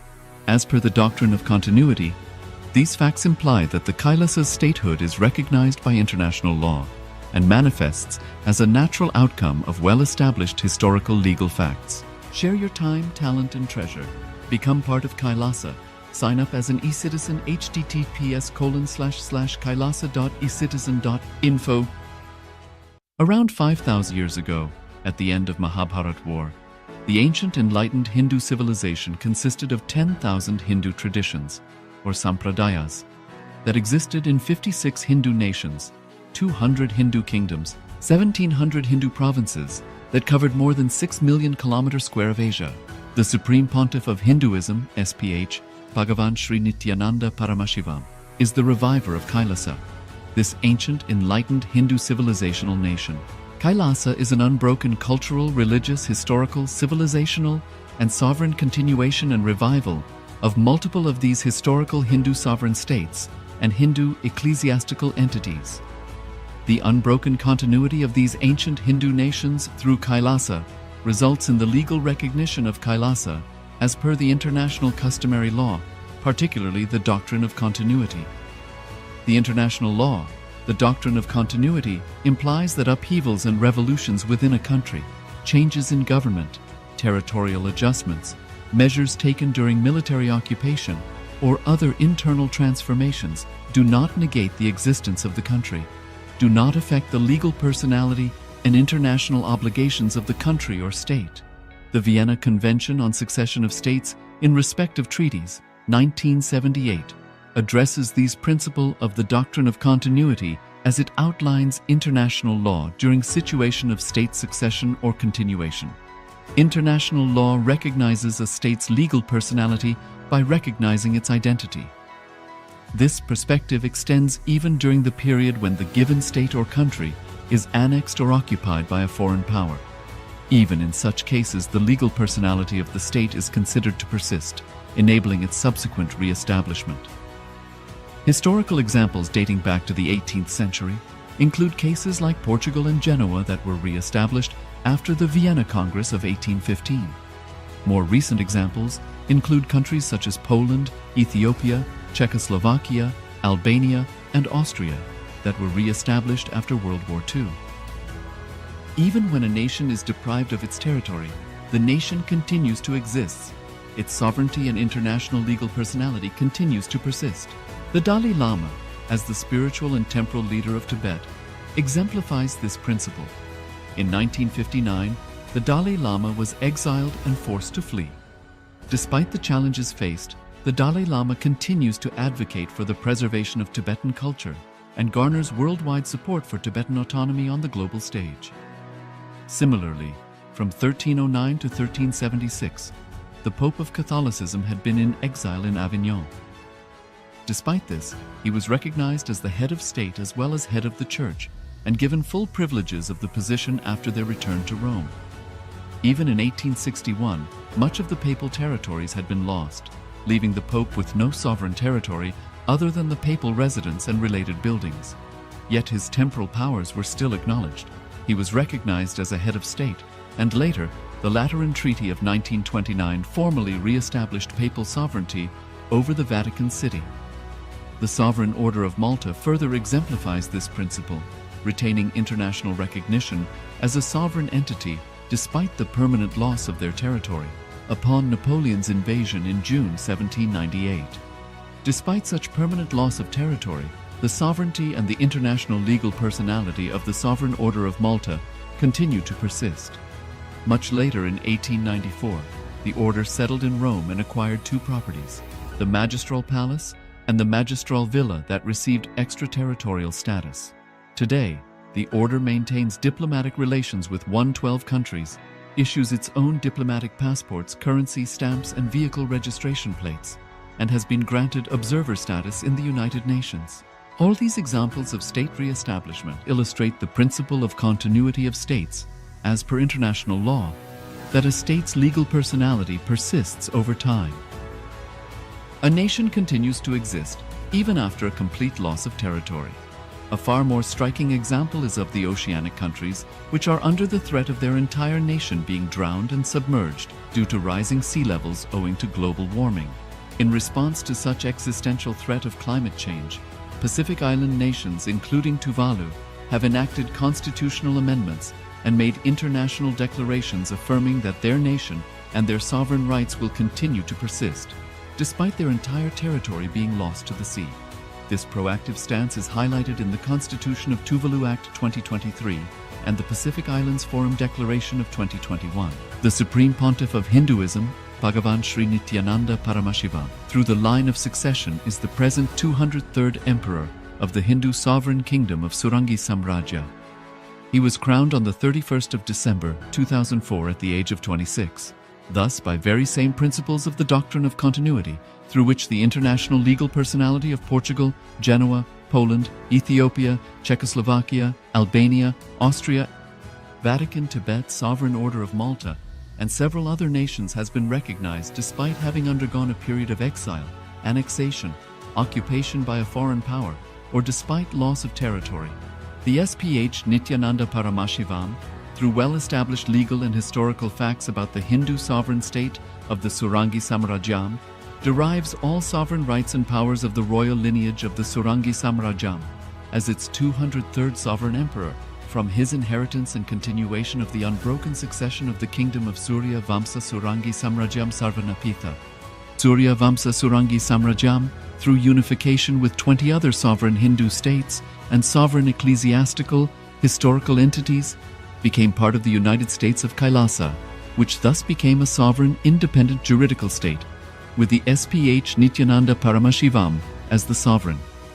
Just as how the oceanic nations like Tuvalu have safeguarded their sovereignty from the existential threat of total submersion by amending their constitution and asserting that their sovereignty will persist regardless of the loss of their territory, KAILASA, which is a sovereign continuation of 21 sovereign Hindu states and sovereign ecclesiastical historical entities, is also reviving and continuing the Kumari Kandam Hindu nations that got submerged. As per the doctrine of continuity, these facts imply that the Kailasa's statehood is recognized by international law and manifests as a natural outcome of well-established historical legal facts. Share your time, talent, and treasure. Become part of KAILASA.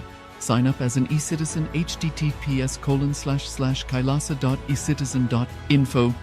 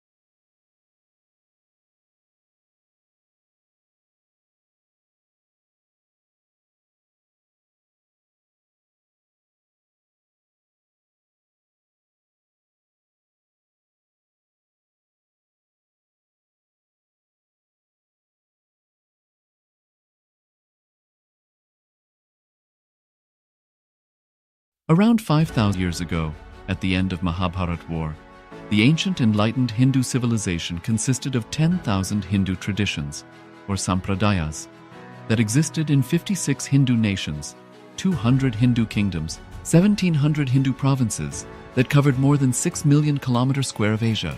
The Supreme Pontiff of Hinduism, SPH, Bhagavan Sri Nithyananda Paramashivoham, is the reviver of KAILASA, this ancient enlightened Hindu civilizational nation.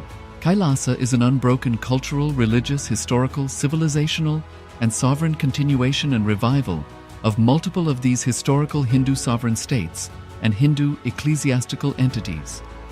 The unbroken continuity of these ancient Hindu nations through KAILASA results in the legal recognition of KAILASA as per the international customary law, particularly the doctrine of continuity.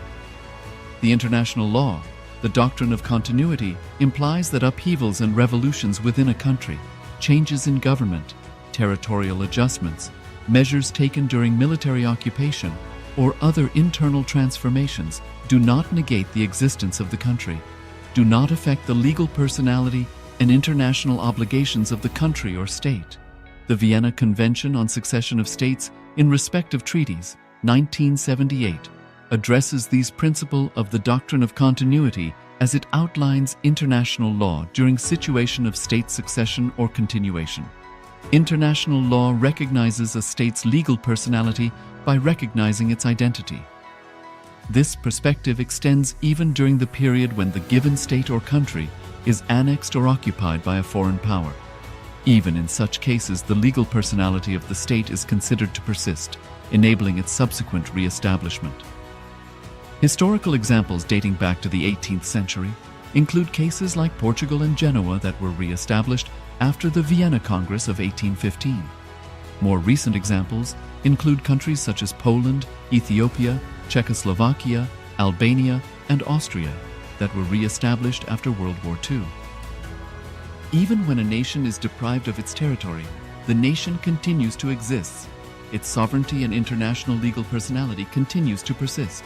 The Dalai Lama, as the spiritual and temporal leader of Tibet, exemplifies this principle. In 1959, the Dalai Lama was exiled and forced to flee. Despite the challenges faced, the Dalai Lama continues to advocate for the preservation of Tibetan culture and garners worldwide support for Tibetan autonomy on the global stage. Similarly, from 1309 to 1376, the Pope of Catholicism had been in exile in Avignon. Despite this, he was recognized as the head of state as well as head of the church and given full privileges of the position after their return to Rome. Even in 1861, much of the papal territories had been lost, leaving the Pope with no sovereign territory other than the papal residence and related buildings.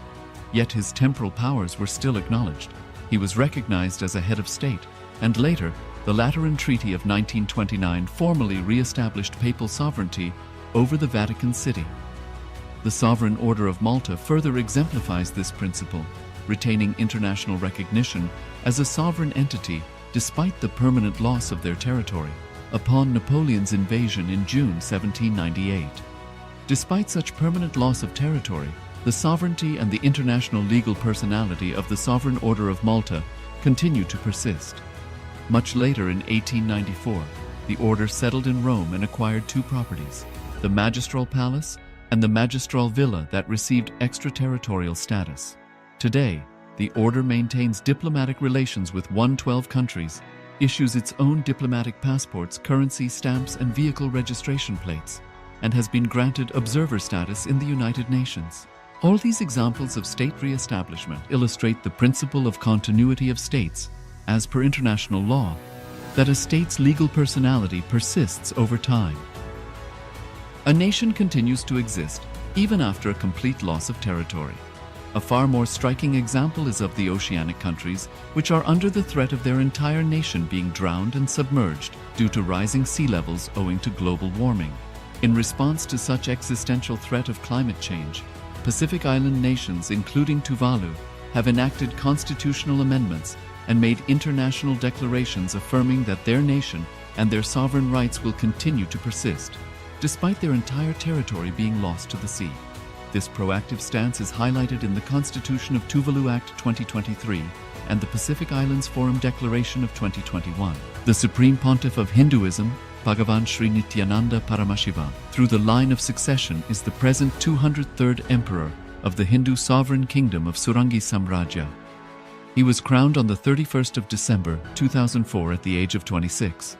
Thus, by very same principles of the doctrine of continuity, through which the international legal personality of Portugal, Genoa, Poland, Ethiopia, Czechoslovakia, Albania, Austria, Vatican, Tibet, Sovereign Order of Malta, and several other nations has been recognized despite having undergone a period of exile, annexation, occupation by a foreign power, or despite loss of territory. The SPH Nithyananda Paramashivoham, through well-established legal and historical facts about the Hindu sovereign state of the Surangi Samrajyam, derives all sovereign rights and powers of the royal lineage of the Surangi Samrajyam as its 203rd sovereign emperor from his inheritance and continuation of the unbroken succession of the kingdom of Surya Vamsa Surangi Samrajyam Sarvanapitha. Surya Vamsa Surangi Samrajyam, through unification with 20 other sovereign Hindu states and sovereign ecclesiastical, historical entities, became part of the United States of KAILASA, which thus became a sovereign, independent juridical state, with the SPH Nithyananda Paramashivoham as the sovereign. Just as how the oceanic nations like Tuvalu have safeguarded their sovereignty from the existential threat of total submersion by amending their constitution and asserting that their sovereignty will persist regardless of the loss of their territory, KAILASA, which is a sovereign continuation of 21 sovereign Hindu states and sovereign ecclesiastical historical entities, is also reviving and continuing the Kumari Kandam Hindu nations that got submerged. As per the doctrine of continuity, these facts imply that the Kailasa's statehood is recognized by international law and manifests as a natural outcome of well-established historical legal facts. Share your time, talent, and treasure. Become part of Kailasa. Sign up as an eCitizen https://kailasa.ecitizen.info. Around 5,000 years ago, at the end of Mahabharat War, the ancient enlightened Hindu civilization consisted of 10,000 Hindu traditions, or sampradayas, that existed in 56 Hindu nations, 200 Hindu kingdoms, 1,700 Hindu provinces that covered more than 6 million kilometers square of Asia. The Supreme Pontiff of Hinduism, SPH, Bhagavan Sri Nithyananda Paramashivoham, is the reviver of Kailasa, this ancient enlightened Hindu civilizational nation. Kailasa is an unbroken cultural, religious, historical, civilizational, and sovereign continuation and revival of multiple of these historical Hindu sovereign states and Hindu ecclesiastical entities. The unbroken continuity of these ancient Hindu nations through Kailasa results in the legal recognition of Kailasa as per the international customary law, particularly the doctrine of continuity. The international law, the doctrine of continuity, implies that upheavals and revolutions within a country, changes in government, territorial adjustments, measures taken during military occupation, or other internal transformations do not negate the existence of the country, do not affect the legal personality and international obligations of the country or state. The Vienna Convention on Succession of States in Respect of Treaties, 1978, addresses these principles of the doctrine of continuity as it outlines international law during situation of state succession or continuation. International law recognizes a state's legal personality by recognizing its identity. This perspective extends even during the period when the given state or country is annexed or occupied by a foreign power. Even in such cases, the legal personality of the state is considered to persist, enabling its subsequent re-establishment. Historical examples dating back to the 18th century include cases like Portugal and Genoa that were re-established after the Vienna Congress of 1815. More recent examples include countries such as Poland, Ethiopia, Czechoslovakia, Albania, and Austria that were re-established after World War II. Even when a nation is deprived of its territory, the nation continues to exist. Its sovereignty and international legal personality continues to persist. The Dalai Lama, as the spiritual and temporal leader of Tibet, exemplifies this principle. In 1959, the Dalai Lama was exiled and forced to flee. Despite the challenges faced, the Dalai Lama continues to advocate for the preservation of Tibetan culture, and garners worldwide support for Tibetan autonomy on the global stage. Similarly, from 1309 to 1376, the Pope of Catholicism had been in exile in Avignon. Despite this, he was recognized as the head of state as well as head of the Church, and given full privileges of the position after their return to Rome. Even in 1861, much of the papal territories had been lost, leaving the Pope with no sovereign territory other than the papal residence and related buildings. Yet his temporal powers were still acknowledged. He was recognized as a head of state, and later, the Lateran Treaty of 1929 formally re-established papal sovereignty over the Vatican City. The Sovereign Order of Malta further exemplifies this principle, retaining international recognition as a sovereign entity despite the permanent loss of their territory upon Napoleon's invasion in June 1798. Despite such permanent loss of territory, the sovereignty and the international legal personality of the Sovereign Order of Malta continue to persist. Much later in 1894, the order settled in Rome and acquired two properties, the Magistral Palace and the Magistral Villa that received extraterritorial status. Today, the order maintains diplomatic relations with 112 countries, issues its own diplomatic passports, currency, stamps, and vehicle registration plates, and has been granted observer status in the United Nations. All these examples of state re-establishment illustrate the principle of continuity of states, as per international law, that a state's legal personality persists over time.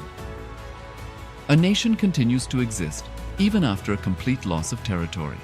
A far more striking example is of the oceanic countries, which are under the threat of their entire nation being drowned and submerged due to rising sea levels owing to global warming. In response to such existential threat of climate change, Pacific Island nations, including Tuvalu, have enacted constitutional amendments and made international declarations affirming that their nation and their sovereign rights will continue to persist, despite their entire territory being lost to the sea. This proactive stance is highlighted in the Constitution of Tuvalu Act 2023 and the Pacific Islands Forum Declaration of 2021. The Supreme Pontiff of Hinduism, Bhagavan Sri Nithyananda Paramashivoham, through the line of succession is the present 203rd Emperor of the Hindu Sovereign Kingdom of Surangi Samrajya. He was crowned on the 31st of December 2004 at the age of 26.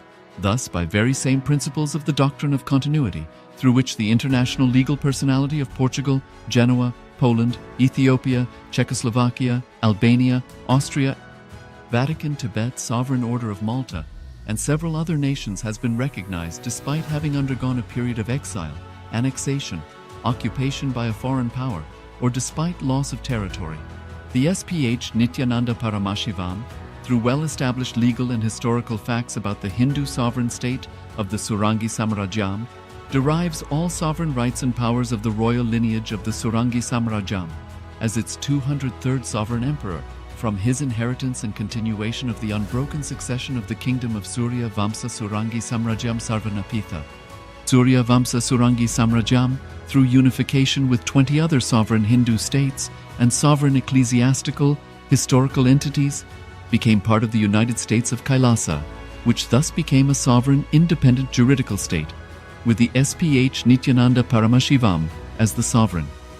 Just as how the oceanic nations like Tuvalu have safeguarded their sovereignty from the existential threat of total submersion by amending their constitution and asserting that their sovereignty will persist regardless of the loss of their territory, KAILASA, which is a sovereign continuation of 21 sovereign Hindu states and sovereign ecclesiastical historical entities, is also reviving and continuing the Kumari Kandam Hindu nations that got submerged. As per the doctrine of continuity, these facts imply that the Kailasa's statehood is recognized by international law and manifests as a natural outcome of well-established historical legal facts. Share your time, talent, and treasure. Become part of Kailasa. Sign up as an eCitizen https://kailasa.ecitizen.info. Around 5,000 years ago, at the end of Mahabharat War, the ancient enlightened Hindu civilization consisted of 10,000 Hindu traditions, or sampradayas, that existed in 56 Hindu nations, 200 Hindu kingdoms, 1,700 Hindu provinces that covered more than 6 million kilometers square of Asia. The Supreme Pontiff of Hinduism, SPH, Bhagavan Sri Nithyananda Paramashivoham, is the reviver of Kailasa. this ancient, enlightened Hindu civilizational nation. Kailasa is an unbroken cultural, religious, historical, civilizational, and sovereign continuation and revival of multiple of these historical Hindu sovereign states and Hindu ecclesiastical entities. The unbroken continuity of these ancient Hindu nations through Kailasa results in the legal recognition of Kailasa as per the international customary law, particularly the doctrine of continuity. The international law, the doctrine of continuity, implies that upheavals and revolutions within a country, changes in government, territorial adjustments, measures taken during military occupation, or other internal transformations do not negate the existence of the country, do not affect the legal personality and international obligations of the country or state. The Vienna Convention on Succession of States in respect of treaties, 1978, addresses these principles of the doctrine of continuity as it outlines international law during situation of state succession or continuation. International law recognizes a state's legal personality by recognizing its identity. This perspective extends even during the period when the given state or country is annexed or occupied by a foreign power. Even in such cases, the legal personality of the state is considered to persist, enabling its subsequent re-establishment. Historical examples dating back to the 18th century include cases like Portugal and Genoa that were re-established after the Vienna Congress of 1815. More recent examples include countries such as Poland, Ethiopia, Czechoslovakia, Albania, and Austria that were re-established after World War II. Even when a nation is deprived of its territory, the nation continues to exist. Its sovereignty and international legal personality continues to persist. The Dalai Lama, as the spiritual and temporal leader of Tibet, exemplifies this principle. In 1959, the Dalai Lama was exiled and forced to flee. Despite the challenges faced, the Dalai Lama continues to advocate for the preservation of Tibetan culture and garners worldwide support for Tibetan autonomy on the global stage.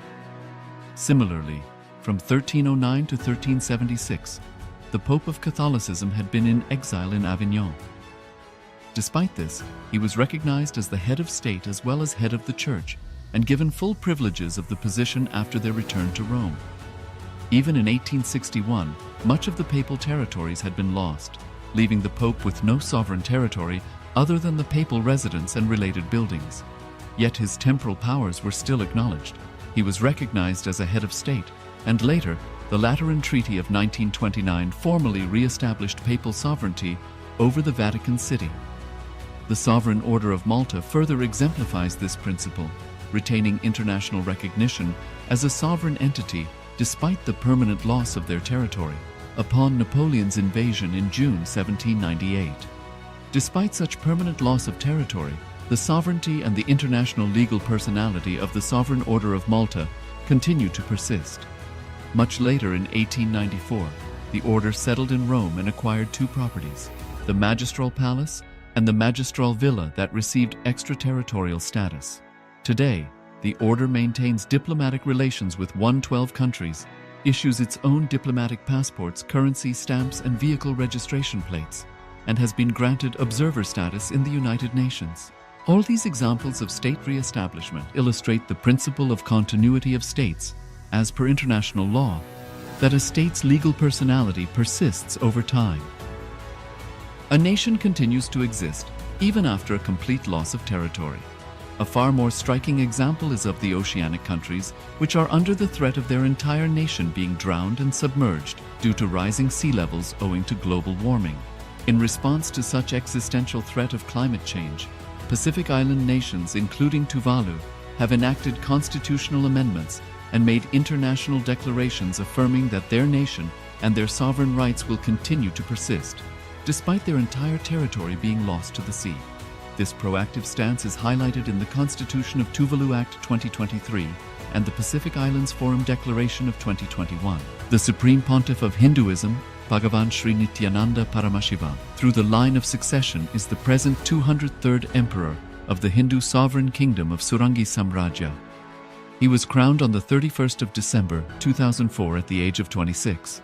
Thus, by very same principles of the doctrine of continuity, through which the international legal personality of Portugal, Genoa, Poland, Ethiopia, Czechoslovakia, Albania, Austria, Vatican, Tibet, Sovereign Order of Malta, and several other nations has been recognized despite having undergone a period of exile, annexation, occupation by a foreign power, or despite loss of territory. The SPH Nithyananda Paramashivoham, through well-established legal and historical facts about the Hindu sovereign state of the Surangi Samrajyam, derives all sovereign rights and powers of the royal lineage of the Surangi Samrajyam as its 203rd sovereign emperor, from his inheritance and continuation of the unbroken succession of the kingdom of Surya Vamsa Surangi Samrajyam Sarvanapitha. Surya Vamsa Surangi Samrajyam, through unification with 20 other sovereign Hindu states and sovereign ecclesiastical, historical entities, became part of the United States of KAILASA, which thus became a sovereign, independent juridical state, with the SPH Nithyananda Paramashivoham as the sovereign. Just as how the oceanic nations like Tuvalu have safeguarded their sovereignty from the existential threat of total submersion by amending their constitution and asserting that their sovereignty will persist regardless of the loss of their territory, KAILASA, which is a sovereign continuation of 21 sovereign Hindu states and sovereign ecclesiastical historical entities, is also reviving and continuing the Kumari Kandam Hindu nations that got submerged. As per the doctrine of continuity, these facts imply that the Kailasa's statehood is recognized by international law and manifests as a natural outcome of well-established historical legal facts. Share your time, talent, and treasure. Become part of KAILASA. Sign up as an eCitizen https://kailasa.ecitizen.info.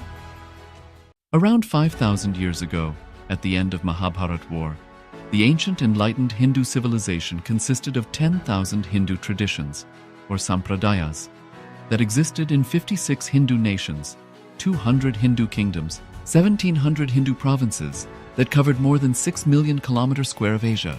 The Supreme Pontiff of Hinduism, SPH, Bhagavan Sri Nithyananda Paramashivoham, is the reviver of KAILASA, this ancient enlightened Hindu civilizational nation. KAILASA is an unbroken cultural, religious, historical, civilizational, and sovereign continuation and revival of multiple of these historical Hindu sovereign states and Hindu ecclesiastical entities. The unbroken continuity of these ancient Hindu nations through KAILASA results in the legal recognition of KAILASA as per the international customary law, particularly the doctrine of continuity. The international law, the doctrine of continuity, implies that upheavals and revolutions within a country, changes in government, territorial adjustments, measures taken during military occupation, or other internal transformations do not negate the existence of the country, do not affect the legal personality and international obligations of the country or state. The Vienna Convention on Succession of States in respect of treaties, 1978, addresses these principles of the doctrine of continuity as it outlines international law during situation of state succession or continuation.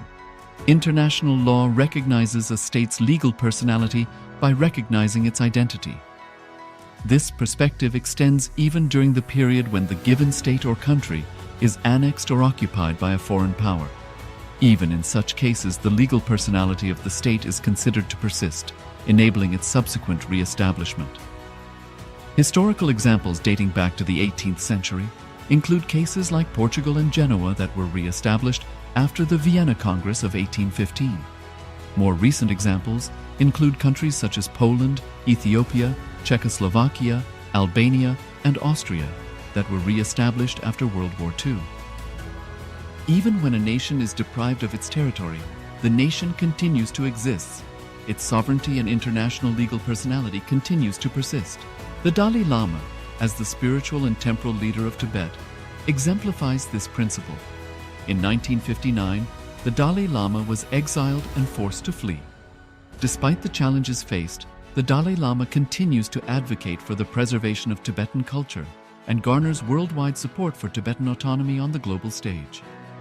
Similarly, from 1309 to 1376, the Pope of Catholicism had been in exile in Avignon. Despite this, he was recognized as the head of state as well as head of the church and given full privileges of the position after their return to Rome. Even in 1861, much of the papal territories had been lost, leaving the Pope with no sovereign territory other than the papal residence and related buildings. Yet his temporal powers were still acknowledged. He was recognized as a head of state, and later, the Lateran Treaty of 1929 formally re-established papal sovereignty over the Vatican City.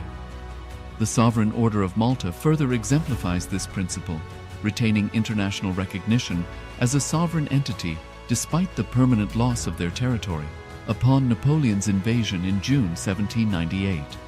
Despite such permanent loss of territory, the sovereignty and the international legal personality of the Sovereign Order of Malta continue to persist. Much later in 1894, the order settled in Rome and acquired two properties, the Magistral Palace and the Magistral Villa that received extraterritorial status. Today, the order maintains diplomatic relations with 112 countries, issues its own diplomatic passports, currency, stamps, and vehicle registration plates, and has been granted observer status in the United Nations. All these examples of state re-establishment illustrate the principle of continuity of states, as per international law, that a state's legal personality persists over time. A nation continues to exist even after a complete loss of territory. A far more striking example is of the oceanic countries, which are under the threat of their entire nation being drowned and submerged due to rising sea levels owing to global warming. In response to such existential threat of climate change, Pacific Island nations, including Tuvalu, have enacted constitutional amendments and made international declarations affirming that their nation and their sovereign rights will continue to persist, despite their entire territory being lost to the sea. This proactive stance is highlighted in the Constitution of Tuvalu Act 2023 and the Pacific Islands Forum Declaration of 2021. The Supreme Pontiff of Hinduism, Bhagavan Sri Nithyananda Paramashivoham, through the line of succession, is the present 203rd Emperor of the Hindu Sovereign Kingdom of Surangi Samrajya. He was crowned on the 31st of December 2004 at the age of 26.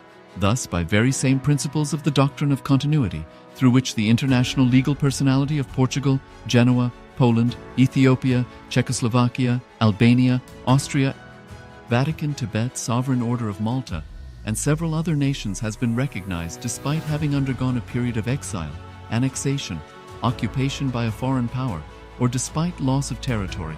The SPH Nithyananda Paramashivoham, through well-established legal and historical facts about the Hindu sovereign state of the Surangi Samrajyam, derives all sovereign rights and powers of the royal lineage of the Surangi Samrajyam as its 203rd sovereign emperor, from his inheritance and continuation of the unbroken succession of the kingdom of Surya Vamsa Surangi Samrajyam Sarvanapitha. Surya Vamsa Surangi Samrajyam, through unification with 20 other sovereign Hindu states and sovereign ecclesiastical, historical entities, became part of the United States of KAILASA, which thus became a sovereign, independent juridical state, with the SPH Nithyananda Paramashivoham as the sovereign.